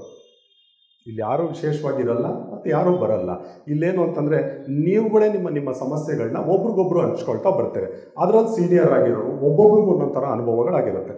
ಈಗ ಕೆಲವರು ನಾನು ಕೇಳಿರೋದ್ರಿಂದ ಹೇಳ್ತಾ ಇರೋದು, ಕೆಲವರು ಕೂತ್ಕೊಂಡಿದ್ದಾಗಲೇ ಉರುಳಾಡ್ಬಿಡ್ತಾರೆ. ಇನ್ನು ಕೆಲವರು ಕಣ್ಣಿಂದ ನೋಡಿದ್ದೀನಿ ನಾನು, ಈ ನಾಗರಾವು ಆಡುತ್ತೆ ನೋಡಿ ಸರ್ಪದ ಥರ, ಆ ಥರ ಕೂತ್ಕೊಂಡು ಅಲ್ಲಿ ಇಲ್ಲಿ ಓಡಾಡೋದು, ಹಿಂಗೆ ತಿರುಗೋದು, ಈ ಥರದ್ದೆಲ್ಲನೂ ಮಾಡ್ತಾ ಇರೋದು ಕೂಡ ನಾನು ಕಣ್ಣಿಂದ ನೋಡಿದ್ದೀನಿ. ಅದನ್ನು ಆ ಥರ ಮಾಡಿರೋರನ್ನೂ ನೋಡಿದ್ದೀನಿ. ಅಂದರೆ ಇದು ಏನಾಗುತ್ತೆ ಅಂದರೆ, ನೀವು ಇದೆಲ್ಲ ತಿಳ್ಕೊಂಡಾಗ ಏನಾಗುತ್ತೆ, ಒಬ್ರಿಗೊಬ್ರು ನೋಡ್ತಾ ಏನು ಆಗ್ಬೋದು, ಏನು ಆಗಲ್ಲ ಅನ್ನೋದ್ರ ಬಗ್ಗೆ ನಿಮಗೊಂದು ಅನುಭವ ಬರುತ್ತೆ. ಈ ಅನುಭವಕ್ಕಾಗಿ ನೀವೇನು ಮಾಡಬೇಕು ಅಂತಂದರೆ, ಯಾರ್ಯಾರು ಧ್ಯಾನ ಮಾಡ್ತಾ ಇದ್ದೀರಾ ನೀವೆಲ್ಲ ಒಂದು ಕಡೆ ಸೇರಿಕೊಂಡು ನಿಮ್ಮಲ್ಲೇ ಆಗಿರುವಂಥ ಅನುಭವಗಳನ್ನ ಹಂಚ್ಕೊಳ್ತಾ ಬರಬೇಕು. ಇದು ಸಜ್ಜನ ಸಾಂಗತ್ಯ ಅಂತ ಕರಿತೀವಿ. ಈಗ ಸ್ವ ಅಧ್ಯಾಯ ಅಂತಂದರೆ ನೀವು ನಿಮ್ಮನ್ನೇ ನೋಡ್ಕೊಳ್ಳೋದು ಅಥವಾ ನಿಮ್ಮ ಬಗ್ಗೆ ನೀವೇ ತಿಳ್ಕೊಳ್ಳೋದು ಅಂತ ಅನ್ನೋದು ಕೂಡ ಆಗುತ್ತೆ. ಈಗ ಮೊದಲಿಗೆ ನಾನು ಯಾರೋ ಏನೋ ಅನ್ನೋದನ್ನೆಲ್ಲ ಯಾರೂ ಹೇಳ್ಬಿಡಲ್ಲ. ಇಲ್ಲಿ ಕೂತ್ಕೊಂಡಿದ್ದ ಜಾಗದಲ್ಲೇ ಇವಾಗ ಇವ್ರು ನಿಲ್ಲಿಸ್ಬಿಟ್ಟು ಇವ್ರು ಯಾರೋ ಅಂದಿದ ತಕ್ಷಣ ಎಲ್ಲರೂ ಹೇಳ್ಬಿಡ್ಲಿಕ್ಕಾಗಲ್ಲ. ಇವರ ಪರಿಚಯ ಇರಬೇಕು, ಇವ್ರ ಬಗ್ಗೆ ತಿಳಿಸ್ಬೇಕು. ಅದಕ್ಕೆ ನಾವೇನು ಮಾಡ್ತೀವಿ ಅಂದರೆ, ಈ ಧ್ಯಾನದ ಬಗ್ಗೆ ಅನುಭವ ಪಡೆದಂತಹ ಎಷ್ಟೋ ಮಹರ್ಷಿಗಳು ಅವರ ಅನುಭವಗಳನ್ನೆಲ್ಲ ಒಂದು ಪುಸ್ತಕದಲ್ಲಿ ಬರಿತಾ ಬಂದಿದ್ದಾರೆ. ಇಲ್ಲಾಂದರೆ ಅವರ ಶಿಷ್ಯರಿಗೆ ಆ ಅನುಭವಗಳನ್ನ ತಿಳಿಸ್ತಾ ಬಂದಿದ್ದಾರೆ. ಅದನ್ನು ನಾವೇನು ಮಾಡಬೇಕು ಅಂದರೆ, ಸ್ವಾಧ್ಯಾಯದ ಮುಖಾಂತರ ನಾವು ತಿಳ್ಕೊಳ್ತಾ ಹೋಗಬೇಕು. ಈಗ ರಮಣ ಮಹರ್ಷಿಗಳಿಗಾಗಿರುವಂಥ ಅನುಭವಗಳನ್ನ ಅವರು ಅವರೇ ಆದಂಥ ರೀತಿಯಲ್ಲಿ ಬರೆದಿಡ್ತಾ ಬಂದಿದ್ದಾರೆ. ಮತ್ತು ಅವ್ರ ಶಿಷ್ಯರು ಅವ್ರ ಜೊತೆಯಲ್ಲಿದ್ದಾಗ ಏನೇನು ನಡೀತು ಅನ್ನೋದ್ರ ಬಗ್ಗೆ ಅವರು ವಿವರವಾಗಿ ಬರೆದ ಬಂದಿದ್ದಾರೆ. ಮತ್ತು ಅದಲ್ಲದೆ ಪತ್ರಿಜಿಯವರು ಕೂಡ ಸಾಕಷ್ಟು ಪುಸ್ತಕಗಳನ್ನ ಬರಿತಾ ಬಂದಿದ್ದಾರೆ. ಆದರೆ ಎಲ್ಲದರಲ್ಲೂ ಕೂಡ ಧ್ಯಾನದ ಅನುಭವಗಳು ಮತ್ತು ಧ್ಯಾನದ ರೀತಿ ಮತ್ತು ಅದರಿಂದ ಅವರಿಗಾದಂಥ ಅನುಭವಗಳನ್ನ ಪ್ರತಿಯೊಬ್ಬರೂ ಅಲ್ಲೇನು ಮಾಡಿದ್ದಾರೆ, ಉಲ್ಲೇಖಿಸ್ತಾ ಹೋಗ್ತಾ ಇದ್ದಾರೆ. ಇಲ್ಲಿ ಯಾರೋ ನಾನು ಮಾತಾಡ್ತಾ ಇರೋದು ಅಂತಂದರೆ, ಈಗ ಯಾರೋ ಬಂದರು ಇಲ್ಲಿ ಬರೆದ್ರು ಹೇಳಿದ್ರು ಅಂತ ಹೇಳ್ತಾ ಇಲ್ಲ. ನಾನು ಹೇಳ್ತಾ ಇರೋದು ಎಲ್ಲ ಮಹರ್ಷಿಗಳೇ. ನೀವು ಭಗವದ್ಗೀತೆ ಓದ್ಬೋದು, ಅಥವಾ ರಾಮಾಯಣ ಓದ್ಬೋದು, ಅಥವಾ ನೀವು ಯಾವುದೇ ಪುಸ್ತಕಗಳನ್ನ, ಅಂದರೆ ಇವಾಗ ಸದ್ಗುರು ಅವ್ರದ್ದು ಇರ್ಬೋದು, ನಮ್ಮ ಪಿರಮಿಡ್ ಇರ್ಬೋದು, ರಾಮ ಅವ್ರದ್ದು ಇರ್ಬೋದು, ಇಲ್ಲಿ ಪಿರಮಿಡ್ ವ್ಯಾಲಿಯಲ್ಲಿ ಇಂಥವ್ರದ್ದೇ ಓದಿ ಇದೇ ಪುಸ್ತಕ ಓದಿ ಅಂತ ಎಲ್ಲೂ ಅಂಡರ್ಲೈನ್ ಮಾಡಿ ಹೇಳಲ್ಲ. ಇಲ್ಲಿ ನಾವೇನು ಹೇಳ್ತಾ ಇದ್ದೀವಿ ಅಂದರೆ, ವಿಶ್ವವಾಗಿ ನೀವು ಓದ್ತೀರಾ, ಕುರಾನ್ನೇ ಓದಿ, ಇಲ್ಲೇನು ಬೇಡ ಅಂತ ಹೇಳ್ತಾ ಇಲ್ಲ. ನಾವು ಭಗವದ್ಗೀತೆ ಓದಿ ಯಾವುದಾದ್ರೂ ಓದಿ ಆ ಓದಿದ್ದನ್ನು ಅರ್ಥ ಮಾಡ್ಕೊಳ್ಳಿ, ಮತ್ತು ಅದನ್ನು ತಲುಪಲಿಕ್ಕೆ ನೀವು ಪ್ರಯತ್ನ ಪಡಿ. ನಿಮ್ಗೆ ಅರ್ಥ ಆಗಲಿಲ್ಲ ಅಂತ ಅಂದಾಗ ನೀವೇನು ಮಾಡಿ ಅಂತಂದರೆ, ಕೆಲವರು ಓದಕ್ಕೆ ಬರಲ್ಲ ಅಥವಾ ಓದಿದ್ದನ್ನು ತಿಳ್ಕೊಳ್ಳಿಕ್ಕೆ ಬರಲ್ಲ ಅಂತಂದಾಗ ಏನಾಗುತ್ತೆ ಅಂದರೆ, ಈ ರೀತಿ ಕ್ಲಾಸಸ್ಸು ನಡೀತಾ ಇರುತ್ತೆ. ಅಲ್ಲಿ ಏನು ಮಾಡ್ತಾರೆ ಅಂದರೆ, ಒಂದು ವಿಷಯ ತಗೊಳ್ತಾರೆ, ಆ ಟಾಪಿಕ್ನ ಬಗ್ಗೆ ನಿಮಗೇನು ಮಾಡ್ತಾರೆ, ಚರ್ಚೆ ಮಾಡ್ತಾ ಹೋಗ್ತಾರೆ. ಆಗ ನಿಮಗೇನಾಗುತ್ತೆ ಅಂದರೆ, ಸಜ್ಜನ ಸಾಂಗತ್ಯ ಸಿಗೋದ್ರ ಜೊತೆಯಲ್ಲಿ ಸ್ವಾಧ್ಯಾಯವೂ ಕೂಡ ಸಿಗುತ್ತೆ. ಹೆಚ್ಚು ಪುಸ್ತಕಗಳನ್ನ ಓದಿ ಅಂತ ಹೇಳ್ತಾರೆ. ಆ ಪುಸ್ತಕಗಳು ನಿಮ್ಗೆ ಓದ್ತಾ ಬಂದಾಗ ಏನಾಗುತ್ತೆ ಅಂದರೆ, ಬರೀ ಧ್ಯಾನ ಮಾಡೋದು ಒಂದೇ ಆಗಿರಲ್ಲ. ನಿಮಗೆ ಉದಾಹರಣೆಗೆ ಯಮ ನಿಯಮ ಅಂತ ಅಂದ್ಬಿಟ್ಟು ಪ್ರಾಣಾಯಾಮ ಮಾಡೋದಕ್ಕಿಂತ ಮುಂಚೆ ನಿಮ್ಗೆ ಇದನ್ನೆಲ್ಲ ಪ್ರಾಕ್ಟೀಸ್ ಮಾಡಿಸ್ತಾರೆ. ಅಂದರೆ ಜೀವನದಲ್ಲಿ ನಮ್ಮ ನಡವಳಿಕೆ ಹೆಂಗಿರಬೇಕು, ನಾವು ಹೆಂಗೆ ನಡ್ಕೊಬೇಕು, ನಾವು ಜನದ ಜೊತೆ ಹೆಂಗಿರಬೇಕು, ಎಲ್ಲವೂ ಮುಖ್ಯ ಆಗುತ್ತೆ ಇಲ್ಲಿ. ಅದೆಲ್ಲ ಎಲ್ಲಿಂದ ಸಿಗುತ್ತೆ ನಮಗೆ ಅಂತಂದರೆ, ಈ ಸ್ವಾಧ್ಯಾಯದಿಂದ ಸಿಕ್ಕುತ್ತೆ. ಒಬ್ಬರಿಂದ ಉದಾಹರಣೆಗೆ ಈಗ ನನ್ನ ಒಂದು ಸಣ್ಣ ಅನುಭವ ಹೇಳ್ತೀನಿ. ನಾನು ಮೊದಲು ಈ ಯಾವ್ದಾರ ದೇವಸ್ಥಾನದ ಹತ್ರ ಹೋದರೆ ಅಥವಾ ಯಾರಾದರೂ ಹೋದರೆ, ಯಾರಾದರೂ ದೇವ್ರು ಬಂದಿರೋರು ಇರ್ತಾರಲ್ಲ, ಅವ್ರನ್ನ ನೋಡಿದಾಗ ಮಗನೇ ಬಾಯಲ್ಲಿ ಅಂತ ಕೂಗೋರು, ಮಗನೇ ನಾನು ಹೇಳೋದನ್ನ ಕೇಳೋ, ನನಗೆ ತಿಳ್ಕೊ, ಹಂಗೆ ಹಿಂಗೆ ಅಂತ ಈ ರೀತಿ ಎಲ್ಲ ಮಾತಾಡ್ತಾಯಿದ್ರು. ನಾನು ಅಂದ್ಕೊಂಡೆ ಮೋಸ್ಟ್ಲಿ ಹೈಯರ್ ಸೋಲ್ ಅಂದರೆ ದೇವ್ರುಗಳು ಬಂದರೆ ಇದೇ ಥರ ಮಾತಾಡ್ಸೋದು, ನಮ್ಮನ್ನೆಲ್ಲ ಮಕ್ಕಳ ಥರ ಕಾಣ್ತಾರೆ, ಈ ಥರ ಮಾತಾಡ್ತಾರೆ ಅನ್ನೋದು ನನ್ನ ಅನುಭವ ಆಗಿತ್ತು. ಆದರೆ ನಿಜವಾಗ್ಲೂ ಶ್ರೀನಿವಾಸ ಸ್ವಾಮಿ ಏನಿದ್ದಾರೆ, ಅವರು ನಮ್ಮಲ್ಲಿ, ಅಂದರೆ ನಾನು ಕಂಡಂಗೆ ಬಂದಂಗೆ ಅವ್ರು ಬಂದು ಸುಮಾರು ಸರಿ ಅವರನ್ನು ನೋಡಿದ್ದೀನಿ, ಸುಮಾರು ಸರಿ ಅವರನ್ನು ಭೇಟಿಯಾಗಿರೋದು. ಒಂದು ಸಲಿನೂ ಯಾರನ್ನು ಮಗನೇ ಅಂದಿದ್ದನ್ನು ಕೇಳಿಸ್ಕೊಂಡಿಲ್ಲ, ಯಾರನ್ನು ಏಕವಚನದಲ್ಲಿ ಮಾತಾಡಿದ್ದು ಕೇಳಿಸ್ಕೊಂಡಿಲ್ಲ. ಅವರು ಎಷ್ಟು ಗೌರವದಿಂದ ಮಾತಾಡಿಸ್ತಾರೆ, ಪ್ರತಿಯೊಬ್ಬರನ್ನು ಪ್ರೀತಿ ಪಾತ್ರರಾಗಿ ಮಾತಾಡಿಸ್ತಾರೆ. ಇದು ಸ್ವ ಅಧ್ಯಾಯದಿಂದ ಮಾತ್ರ ಸಾಧ್ಯ. ಈಗ ನಿಮಗೆ ಇನ್ನೊಂದು ನಂದು ಅನುಭವ ಹೇಳ್ಬಿಡ್ತೀನಿ. ಈ ಸಿನಿಮಾದಲ್ಲಿ ಅಲ್ಲಿ ಇಲ್ಲಿ ತೋರಿಸಿದ್ರೆ ಏನಾದರೂ ಅಪಾಯ ಆದರೆ ಅಥವಾ ಭಯ ಆದಾಗ ವಾಂತಿ ಮಾಡ್ಕೊಂಡ್ಬಿಡ್ತಾರೆ. ನಾನು ಅದನ್ನು ನೋಡಿದಾಗ, ಹೌದಾ, ಭಯ ಆಗ್ಬಿಟ್ರೆ ವಾಂತಿ ಮಾಡ್ಕೊಂಡ್ಬಿಡ್ತಾರಾ ಅಂತ ಅನ್ಕೊತಾ ಇದ್ದೀನಿ ನಾನು. ಇಷ್ಟಕ್ಕೆಲ್ಲ ಜನ ವಾಂತಿ ಮಾಡ್ಕೊಂಡ್ಬಿಡ್ತಾರಾ? ಇವ್ರು ಯಾರೋ ಸಿನಿಮಾದಲ್ಲಿ ಅದು ಆ್ಯಕ್ಟಿಂಗಿಗೆ ಒಂದು ತೋರಿಸ್ಬೇಕು, ಅದನ್ನು ತೋರಿಸ್ತಾ ಇದ್ದಾರೆ.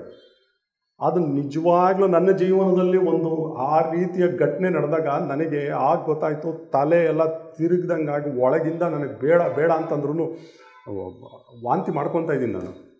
ಅಂದರೆ ಮನುಷ್ಯನಿಗೆ ಸ್ವ ಅಧ್ಯಾಯ ಆದಾಗಲೇ, ಅವನನ್ನು ಅವನು ತಿಳ್ಕೊಂಡಾಗಲೇ, ಅವನಿಗೆ ಆದಾಗ ಏನಾಗುತ್ತಾನೆ ಅಂದರೆ ಆ ಅನುಭವ ಅವನಿಗೆ ಗೊತ್ತಾಗುತ್ತೆ. ಈಗ ನಾನು ಹೇಳ್ತಾ ಇದ್ದೀನಿ ಅಂತಂದಾಗ ಏನಾಗುತ್ತೆ, ನನ್ನ ಸ್ವಂತ ತಿಳುವಳಿಕೆಯಿಂದ ಹೇಳ್ತಾ ಇರೋದ್ರಿಂದ ನಿಮಗೂ ಕೂಡ ಇದು ಸ್ವಾಧ್ಯಾಯ ಆಗುತ್ತೆ. ಇದರಲ್ಲಿ ನಾವೇನು ಮಾಡಿದ್ದೀವಿ ಅಂತಂದರೆ 2 ಥರ ಹೇಳ್ತೀವಿ. ಒಂದು ಪ್ರತ್ಯಕ್ಷ, ಇನ್ನೊಂದು ಪರೋಕ್ಷ ಅಂತ ಹೇಳ್ತೀವಿ. ಅಂದರೆ ಪರೋಕ್ಷ ಅಂತಂದರೆ ಈಗ ನಾನು ನನಗಾಗಿದ್ದ ಅನುಭವವನ್ನು ನಾನು ನಿಮ್ಮ ಮುಂದೆ ಇಟ್ಟಿದ್ದೀನಿ, ನೀವೆಲ್ಲರೂ ಕೇಳಿಸ್ಕೊಂಡ್ರಿ. ಇದನ್ನು ಬೇರೆ ತಾವು ಹೇಳ್ಬೇಕಾದ್ರೆ ಹೇಳ್ತೀರಿ, ನಮಗೆ ಒಬ್ಬರು ಈ ಥರ ಹೇಳಕ್ಕೆ ಬಂದಿದ್ರು, ಅವ್ರಿಗೆ ಈ ಥರ ಎಕ್ಸ್ಪೀರಿಯನ್ಸ್ ಆಯಿತಂತೆ, ಹಿಂಗೆ ಅಂದರೆ ಇದು ನಿಮಗೆ ಪರೋಕ್ಷವಾಗಿ ನಿಮಗೆ ಜ್ಞಾನ ಸಿಕ್ಕಿದೆ. ಯಾರಿಗಾರೋ ಆದರೂ ನೀವೇನು ಹೇಳ್ತೀರಾ ಅಂದರೆ ಈ ರೀತಿ ಆಗುವಂತಹ ಸಾಧ್ಯತೆಗಳಿದೆ, ನಾವು ಕೇಳಿದ್ದೀವಿ ಅಂತೇಳಿ. ಅದು ನಿಮಗೆ ಆದಾಗ ಏನಾಗುತ್ತೆ, ಅದು ಪ್ರತ್ಯಕ್ಷ ಜ್ಞಾನ ಆಗುತ್ತೆ. ನೀವೆಲ್ಲರೂ ಅಷ್ಟೇ ಪರೋಕ್ಷವಾಗಿ ಈ ಪಡೆದಂಥ ಜ್ಞಾನವನ್ನು ಪ್ರತ್ಯಕ್ಷ ಜ್ಞಾನವನ್ನಾಗಿ ಪರಿವರ್ತಿಸ್ಕೊಳ್ಬೇಕು. ಅದು ನಿಮಗೇನಾಗುತ್ತೆ ಅಂದರೆ ಮುಂದೆ ಹೋಗ್ತಾ ಹೋಗ್ತಾ ಹೋಗ್ತಾ ಈ ಜ್ಞಾನ ನಿಮ್ಮೆಲ್ಲರಿಗೂ ಕೂಡ ತಲುಪುತ್ತೆ. ಅಲ್ಲಿಗೆ ನೀವೆಲ್ಲ ತಲುಪ್ತೀರಾ ಅಂತ ಅನ್ನೋದು ನನ್ನ ಉದ್ದೇಶ. ಇದು ನಿಮಗೆ ಸ್ವಾಧ್ಯಾಯದ ಬಗ್ಗೆ ಅರ್ಥ ಆಯ್ತಲ್ಲ. ಸ್ವ ಅಧ್ಯಾಯ ಅಂದರೆ ನಮ್ಮನ್ನು ನಾವು ತಿಳ್ಕೊಳ್ತಾ ಹೋಗೋದು ಮತ್ತು ನಮ್ಮನ್ನು ನಾವು ಚೇತರಿಸ್ಕೊಳ್ಳೋದು. ಅಂದರೆ ಒಂದೇ ಮಾತಲ್ಲಿ ಹೇಳಬೇಕು ಅಂದರೆ ಈ ಫೋನ್ಗೆಲ್ಲ ಅಪ್ಡೇಟ್ ಹೆಂಗೆ ಬರುತ್ತೆ, ನಾವು ಹಂಗೆ ಅಪ್ಡೇಟ್ ಆಗೋದು ಮತ್ತು ಅಪ್ಗ್ರೇಡ್ ಆಗೋದು ಅಂತ ಅನ್ನೋದನ್ನು ತಿಳ್ಕೊಂಡು. ಮತ್ತು ನಿಮಗಿಲ್ಲಿ ನಾವು ಮುಂದೆ ಬರ್ತಾ ಆರೋಗ್ಯ ವಿಜ್ಞಾನ ಕೇಂದ್ರ ಅಂತ ಹೇಳ್ತೀವಿ. ಆರೋಗ್ಯ ವಿಜ್ಞಾನ ಕೇಂದ್ರ ಅಂತಂದರೆ ನೀವೆಲ್ಲರೂ ಆರೋಗ್ಯವಾಗಿರಬೇಕಾದ್ರೆ ಯಾವ ರೀತಿ ಇರಬೇಕು, ಹೆಂಗಿರಬೇಕು ಅನ್ನೋದ್ರ ಬಗ್ಗೆ ಎಲ್ಲೆಲ್ಲ ಸಿಕ್ಕುತ್ತೆ ಅಂತ ಹೇಳ್ತಾ ಇಲ್ಲ. ನಮ್ಮ ಇದರಲ್ಲಿ ಅಂದರೆ ಪಿರಮಿಡ್ ವ್ಯಾಲಿಯಲ್ಲಿ ಇದಕ್ಕೆ ಅಂತಲೇ ಒಂದು ಸಪ್ರೇಟ್ ವಿಂಗ್ ಇದೆ. ನಾವು ಎಲ್ಲ ವ್ಯಾಲಿಗಳು ಅಂದರೆ ಯಾವ್ಯಾವುದು ಪಿರಮಿಡ್ ಸೆಂಟರ್ಸ್ ಇದೆ, ಎಲ್ಲ ಪಿರಮಿಡ್ ಸೆಂಟರ್ಸಲ್ಲೂ ನಮ್ಮ ಒಬ್ಬೊಬ್ಬರು ಮಾಸ್ಟರ್ಸ್ ಇರ್ತಾರೆ. ಅಲ್ಲಿ ನಿಮಗೇನಾಗುತ್ತೆ ಅಂದರೆ ಈಗೇನು ಸಂಪೂರ್ಣ ಆರೋಗ್ಯಕ್ಕೆ 12 ಮಾತ್ರೆಗಳು ಅಂತ ಹೇಳ್ತಾ ಬರ್ತಾ ಇದ್ದೀವಿ, ಅದೇ ರೀತಿ ನಿಮಗೆ ತಿಳಿಸ್ಕೊಡೋ ಅಂಥವರು ಎಲ್ಲ ತಾವು ಒಬ್ಬೊಬ್ಬರು ಮಾಸ್ಟರ್ಸ್ ಇರ್ತಾರೆ. ಅಲ್ಲಿ ಹೋದಾಗ ಏನಾಗುತ್ತೆ ಅಂತಂದರೆ ನಿಮಗೆ ಯಾವುದನ್ನು ಪಡಿಬೇಕು ಮತ್ತು ಯಾವುದನ್ನು ಬಿಡಬೇಕು ಅನ್ನೋದನ್ನು ನಿಮಗೆ ಆ ಸೆಂಟರ್ಸಲ್ಲಿ, ಆರೋಗ್ಯ ಕೇಂದ್ರದಲ್ಲಿ ನಿಮಗೆ ತಿಳಿಸ್ಕೊಳ್ತಾ ಬರ್ತಾರೆ. ಇದು ನಮ್ಮ ಆರೋಗ್ಯ ವಿಜ್ಞಾನ ಕೇಂದ್ರದಲ್ಲಿ. ಅಲ್ಲಿ ಏನಾಗುತ್ತೆ ಅಂದರೆ ನಿಮಗೆ ಸಾಕಷ್ಟು ಇದರ ಬಗ್ಗೆನೇ ಪುಸ್ತಕಗಳಿರುತ್ತೆ. ಅಂದರೆ ನೀವು ಯಾವ ಪುಸ್ತಕ ಓದಬೇಕು, ಯಾವುದ್ಯಾವುದನ್ನು ಅಭ್ಯಾಸವನ್ನು ಇಟ್ಕೊಬೇಕು ಅನ್ನೋದನ್ನು ನಿಮಗೇನು ಮಾಡ್ತಾರೆ ಅಂದರೆ ಸೂಕ್ಷ್ಮವಾಗಿ ಅಲ್ಲಿ ನಮ್ಮ ಪಿರಮಿಡ್ ಮಾಸ್ಟರ್ಸ್ ಯಾರಿರ್ತಾರೆ ಅವರು ನಿಮಗೆ ತಿಳಿಸ್ಕೊಡ್ತಾ ಬರ್ತಾ ಇರ್ತಾರೆ. ಇನ್ನು ಮುಂದಕ್ಕೆ ಬಂದರೆ ನಾವು ಆಚಾರ್ಯ ಸಾಂಗತ್ಯ ಅಂತ ಕರಿತೇವೆ. ಆಚಾರ್ಯ ಸಾಂಗತ್ಯ ಅಂತಂದರೆ ನಾವು ಸಾಮಾನ್ಯವಾಗಿ ಏನು ಮಾಡ್ತೀವಿ ಅಂತಂದರೆ ನಮ್ಮ ಜೀವನದಲ್ಲಿ ನಾವು ಎಲ್ಲೋ ಒಂದು ಹಂತದಲ್ಲಿ ಒಂದು ಮನೆಗೆ ಮುಖ್ಯಸ್ಥರಾಗ್ತೇವೋ ಅಲ್ವಾ, ನಾವು ಒಂದು ಬಿಸ್ನೆಸ್ ಮಾಡ್ತಾಯಿದ್ರೆ ಅದಕ್ಕೆ ಒಂದು ಮುಖ್ಯಸ್ಥರಾಗಿನೋ ಎಲ್ಲೋ ಒಂದು ಕಡೆ ಇರ್ತೀವಿ. ಕೊನೆಗೆ ನಿರ್ಧಾರ ಯಾರು ತೊಗೊಬೇಕು ಅಂದರೆ ನಾವೇ ತೊಗೊಬೇಕು ಆಗೋಂಥ ಪರಿಸ್ಥಿತಿ ಇರುತ್ತೆ. ನಾವೇನು ಮಾಡ್ತಾ ಇರ್ತೀವಿ ಅಂದರೆ ಪ್ರತಿ ದಿನದ ಎಲ್ಲ ವ್ಯವಹಾರಗಳನ್ನ ನಡೆಸ್ಕೊತಾ ಬರ್ತಾ ಇರ್ತೀವಿ. ನಮ್ಮ ಹತ್ರಕ್ಕೆ ಬಂದು ಪ್ರತಿಯೊಬ್ಬರು ಏನು ಮಾಡ್ತಾ ಇರ್ತಾರೆ, ನಮಗೆ ರಿಪೋರ್ಟ್ ಮಾಡ್ಕೊತಾ ಇರ್ತಾರೆ. ಇದು ಮಾಡ್ಬೋದಾ, ಇದು ಮಾಡಬಾರ್ದಾ ಅಂತ ಅನ್ನೋದನ್ನು ಕೇಳ್ತಾ ಇರ್ತಾರೆ. ನೀವೇನು ಮಾಡ್ತೀರಾ, ನಿಮ್ಮ ನಿರ್ಧಾರ. ಹಾಗಾದರೆ ನಿಮಗೆ ಪ್ರಶ್ನೆಗಳು ಬಂದರೆ ನೀವೇನು ಮಾಡಬೇಕು ಅನ್ನೋದು ಉಂಟಾಗುತ್ತೆ. ಈಗ ಮೊದಲು ಅಂದರೆ ನಾವು ಈ ಚೌಕಟ್ಟನ್ನು ಬಿಟ್ಟು ಸ್ವಲ್ಪ ನಮ್ಮ ತಾತ ಅವ್ರ ಕಾಲಕ್ಕೆಲ್ಲ ಹೋದಾಗ ಏನಾಗುತ್ತೆ ಅಂದರೆ ಪ್ರತಿಯೊಬ್ಬರು ಒಂದೊಂದು ಸಮುದಾಯಕ್ಕೆ ಸೇರಿರ್ತೀವಿ. ಆ ಸಮುದಾಯಕ್ಕೆ ಒಬ್ಬೊಬ್ಬರು ಮುಖ್ಯಸ್ಥರು ಅಂತ ಆಗಿರ್ತಾರೆ. ಅಥವಾ ಊರಿಂದ ಹೊರಗಡೆ ಯಾರೋ ಒಬ್ಬರು ಒಂದು ಮಠನೋ ಅಥವಾ ಒಂದು ದೇವಸ್ಥಾನನೋ ಇಟ್ಕೊಂಡಿರ್ತಾರೆ. ಅಲ್ಲೊಬ್ಬರು ಮುಖ್ಯವಾಗಿ ಒಬ್ಬರು ಗುರುಗಳು ಇರ್ತಾರೆ ಅಥವಾ ಜ್ಞಾನಿಗಳು ಅಂತ ಅನ್ನೋದು ಇರ್ತಾರೆ. ಇಲ್ಲ ನಿಮ್ಮ ಮನೆಯಲ್ಲೇ ಒಂದು ಹಿರಿಯ ತಲೆ ಅಂತ ಇರುತ್ತೆ. ಅವರ ಅನುಭವಗಳನ್ನ ನೀವು ಪಡೆದಲಿಕ್ಕೆ ಏನು ಮಾಡ್ತೀರಾ ಅಂದರೆ ನೀವು ಆಗಾಗ ಹೋಗಿ ಅವ್ರನ್ನ ಭೇಟಿ ಮಾಡ್ತೀರಿ. ಈಗ ಮನೆಯಲ್ಲಿ ಈ ಥರ ಸ್ಥಿತಿ ಆಯಿತು, ನಾವು ಏನು ಮಾಡಬೇಕು, ಅಥವಾ ನಾನು ಇವಾಗ ಈ ರೀತಿಯಾದಂಥ ಹೆಜ್ಜೆನ ಇಡಬೇಕು ಅಂತಿದ್ದೀನಿ, ಇಡ್ಬೋದಾ ಬೇಡವಾ ಅನ್ನೋದನ್ನು ಪ್ರತಿಯೊಂದನ್ನು ನೀವೇನು ಮಾಡ್ತೀರಾ ಅವ್ರ ಮುಖಾಂತರ ಕೇಳ್ಕೊಳ್ತೀರಿ. ಅಂದರೆ ಇಲ್ಲಿ ನೀವೇನು ಮಾಡ್ತೀರಾ ಅಂದರೆ ಒಬ್ಬರು ಗುರುಗಳನ್ನ ಹೋಗಿ ಭೇಟಿ ಮಾಡ್ತಾ ಇರ್ತೀರಾ. ಅದೇ ರೀತಿಯಾಗಿ ಈಗೇನಾಗಿದೆ ಅಂತಂದರೆ ಆ ಸಮೂಹಗಳನ್ನ ನಾವೇನು ಮಾಡ್ತಾ ಇದ್ದೀವಿ ಅಂದರೆ ಈ ಮಾಡರ್ನ್ ಲೈಫ್ ಅನ್ನೋದರಲ್ಲಿ ಎಲ್ಲನೂ ಛಿದ್ರ ಮಾಡ್ಕೊಂಡ್ಬರ್ತಾ ಇದ್ದೀವಿ. ನಾವು ಈ ಕಡೆ ಒಂದು ನಮ್ಮ ಜಾತಿಯನ್ನು ಫಾಲೋ ಮಾಡಲ್ಲ, ಒಂದು ನಮ್ಮ ಧರ್ಮನೂ ಫಾಲೋ ಮಾಡಲ್ಲ. ಮತ್ತೆ ನಾವೇನಾದರೂ ಹೆಚ್ಚಿಗೆ ಮಾತಾಡಿ, ಉದಾಹರಣೆಗೆ ನಾನು ಮಾತಾಡ್ಬೋದೋ ಇಲ್ಲೋ ಗೊತ್ತಿಲ್ಲ, ನಾನು ಕೇಳ್ತೀನಿ. ನಮ್ಮ ತಂದೆನೇ ಪ್ರಶ್ನೆ ಮಾಡಿ ಕೇಳ್ಬಿಟ್ಟಿದೆ, ಯಾಕೆ ಈ ಜಾತಿಯಲ್ಲಿ ಇದ್ದೀರಾ, ನಿಮ್ಗೇನಾರು ನಮ್ಮ ತಾತ ಮುತ್ತಾತಲ್ಲಿ ನಡ್ಕೊಂಬಂದ್ರಪ್ಪ, ಅವ್ರು ಯಾರಿಗೋ ಗುರುಗಳಿಗೆ ಸರೆಂಡರ್ ಆಗಿದ್ದಾರೆ, ನಾವು ಅದನ್ನೇ ಮುಂದುವರ್ಸ್ಕೊಂಡು ಹೋಗ್ತಾ ಇದ್ದೀವಿ, ಯಾಕೆ ಮುಂದುವರ್ಸ್ಕೊಂಡು ಹೋಗಬೇಕು, ಬೇಡ, ಇದು ಯಾವುದೂ ಪ್ರಶ್ನೆ ಇಲ್ಲ. ನಾವೇನು ಮಾಡಬೇಕು ಅಂದರೆ, ನಾವು ಯಾಕೆ ಇಲ್ಲಿದ್ದೀವಿ ಅನ್ನೋದನ್ನು ತಿಳ್ಕೊಳ್ಳೋ ಪ್ರಯತ್ನವನ್ನು ಸ್ವಲ್ಪ ಸ್ವಲ್ಪ ಮಾಡಲಿಕ್ಕೆ ಪ್ರಯತ್ನ ಪಡಿ. ಅವಾಗೇನಾಗುತ್ತೆ ಅಂದರೆ, ನಿಮಗೆ ಎಲ್ಲ ಪ್ರಶ್ನೆಗಳಿಗೂ ಉತ್ತರ ಸಿಗುತ್ತೆ, ಎಲ್ಲ ಅಲ್ಲೇ ಇದೆ.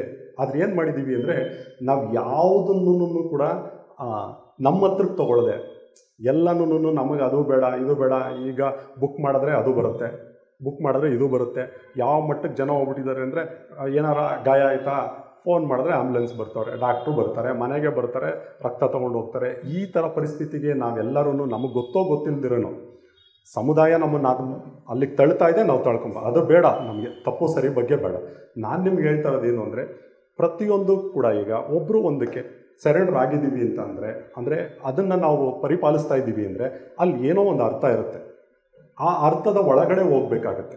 ಯಾರೂ ಅನರ್ಥವಾಗಿ ಯಾರೂ ಮಾಡಿಲ್ಲ ಅಲ್ವಾ. ಪ್ರತಿಯೊಂದು ಧರ್ಮನೇ, ಯಾವುದೇ ಧರ್ಮ ಆಗಿರ್ಬೋದು, ಯಾವುದೇ ಜಾತಿ ಆಗಿರ್ಬೋದು, ಪ್ರತಿಯೊಂದೂ ಕೂಡ ಅರ್ಥಮಯವಾಗಿ ಹೋಗಿರ್ತಾ ಇರುತ್ತೆ. ಅದನ್ನು ಅರ್ಥ ಮಾಡ್ಕೊಳ್ಳಿಕ್ಕೆ ನಾವು ಪ್ರಯತ್ನ ಪಡ್ತಾ ಹೋಗಬೇಕು. ಇಲ್ಲಿ ನಾನು ನಿಮ್ಗೆ ಹೇಳ್ತಾ ಇರೋದು ಏನು ಅಂತಂದರೆ, ನೀವು ಅದನ್ನು ಹುಡುಕಿ ಮಾಡಿ ಅಂತ ಹೇಳ್ತಲ್ಲ, ಈಗ ಸಿಗ್ತೋ ಸಿಗಲ್ವೋ ಬೇಡ ನಮಗೆ. ಅದರಿಂದ ನಾವೇನು ಮಾಡಿದ್ದೀವಿ ಅಂದರೆ, ಈಗ ಪತ್ರಿಜಿಯವರು ಸೂಕ್ಷ್ಮವಾಗಿ ನಮಗೆಲ್ಲನೂ ತಿಳ್ಕೊಳ್ಳಲಿಕ್ಕೋಸ್ಕರ ನಮ್ಗೇನು ಮಾಡಿದ್ದಾರೆ ಅಂದರೆ, ಕೆಲವೊಂದು ಸೂತ್ರಗಳನ್ನ ಕೊಡ್ತಾ ಬಂದಿದ್ದಾರೆ.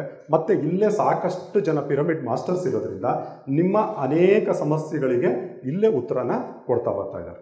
ನಾವು ಇದೇ ಒಂದು ಸಮುದಾಯ ಅಂತ ತಿಳ್ಕೊಳ್ಳೋಣ, ಇದೇ ಒಂದು ಸಂಘ ಅಂತ ತಿಳ್ಕೊಳ್ಳೋಣ, ಇದೇ ಒಂದು ಧರ್ಮ ಅಂತ ತಿಳ್ಕೊಳ್ಳೋಣ, ಅಥವಾ ಇದೇ ಒಂದು ಜಾತಿ ಅಂತ ತಿಳ್ಕೊಳ್ಳೋಣ.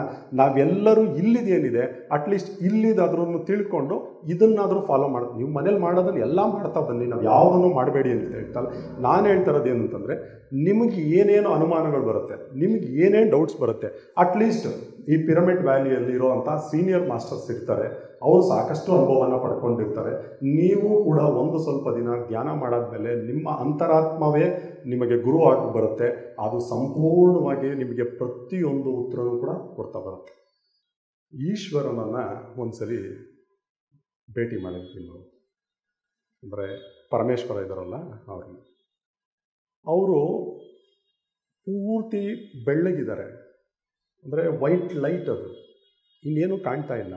ಅದು ನಾವು ಶಿವನ ಮೂರ್ತಿಯನ್ನು ಅಂದ್ಕೊಂಡಿರೋದ್ರಿಂದ ಆ ಥರ ಕಾಣ್ತಾ ಇದೆ. ಅದು ಅಲ್ಲಿ ಕುತ್ಕೊಂಡು ಅವ್ರನ್ನ ನಿಮ್ಮನ್ನು ನೋಡಬೇಕು, ನನಗೆ ಕಾಣಿಸ್ತಾ ಇಲ್ಲ, ಲೈಟ್ ಮಾತ್ರ ಕಾಣ್ತಾ ಇದೆ, ದಯವಿಟ್ಟು ನೀವು ಕಾಣಿ ಅಂತ ಅನ್ನೋದನ್ನು ರಿಕ್ವೆಸ್ಟ್ ಮಾಡಿ ಕೇಳಿಕೊಂಡ್ರೆ, ಅಲ್ಲಿ ಯಾರು ಕಾಣ್ತಾ ಇದ್ದಾರೆ ಅಂದರೆ ನಾನೇ ಕಾಣ್ತಾ ಇರ್ತೀನಿ.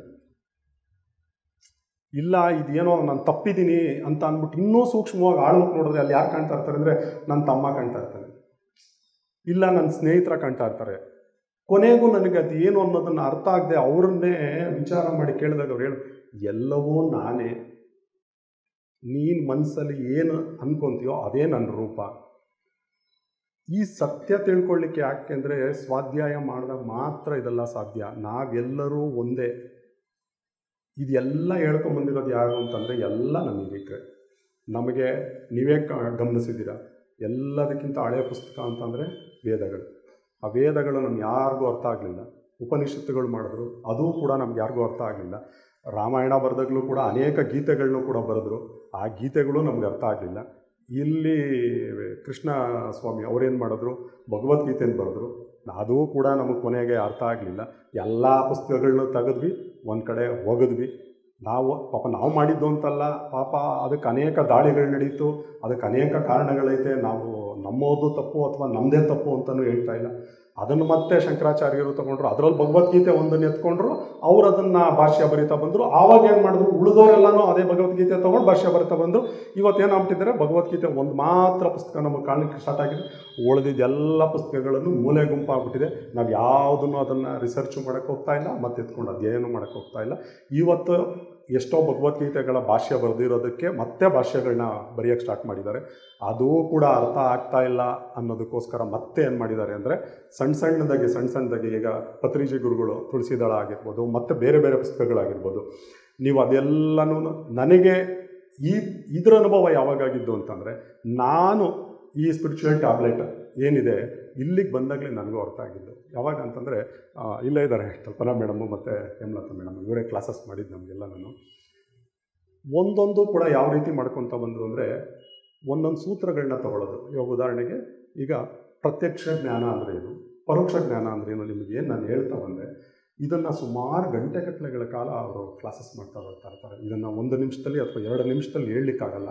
ಅವರು ಒಂದೊಂದು ಕೂಡ ಸುಮಾರು 500ಕ್ಕೂ ಹೆಚ್ಚು ಮಾತ್ರೆಗಳನ್ನ ಮಾಡಿದ್ದಾರೆ. ಮಾತ್ರೆಗಳು ಅಂತಂದರೆ ಯಾವುದೋ ನುಂಗುವಂಥ ಮಾತ್ರೆಗಳಲ್ಲ. ಈಗ ನಾನು ಏನು ನಿಮಗೆ ಹೇಳ್ತಾ ಬಂದೆ, ಧ್ಯಾನ ಅಂದ್ರೇನು, ಹುಣ್ಣಿಮೆ ಧ್ಯಾನ ಅಂತ ಅಂದ್ರೇನು, ಶಾಕಾಹಾರ ಅಂದ್ರೇನು, ಸಜ್ಜನ ಸಾಂಗತ್ಯ ಅಂದ್ರೇನು, ಈಗ ಪ್ರತ್ಯಕ್ಷ ಜ್ಞಾನ ಅಂದ್ರೇನು, ಪರೋಕ್ಷ ಜ್ಞಾನ ಅಂದ್ರೇನು, ಇದೇ ರೀತಿ ನಿಮ್ಗೆ ಯಾವ ರೀತಿ ಭಗವದ್ಗೀತೆ ಅವ್ರೇನು ಮಾಡಿದರು, ಭಗವದ್ಗೀತೆನ ಪೂರ್ತಿ ಬರೆದುಬಿಟ್ಟಿದ್ರು. ಮುಂದೆ ಬಂದವ್ರು ಏನು ಮಾಡಿದ್ರು, ಅದರಲ್ಲಿರೋ ಗೀತೆಗಳನ್ನೆಲ್ಲ ತೊಗೊಂಡು ಒಂದು ಪುಸ್ತಕವನ್ನು ಮಾಡಿದ್ರು. ಆ ಪುಸ್ತಕವನ್ನು ಮತ್ತೆ ವಿಭಾಗ ಮಾಡಿ ಅದಕ್ಕೆ 18 ಅಧ್ಯಾಯಗಳು ಅಂತ ಮಾಡ್ತಾ ಬಂದರು. ಶ್ಲೋಕಗಳನ್ನೆಲ್ಲ ಅದರೊಳಗೆ ಸೇರಿಸ್ತಾ ಬಂದರು.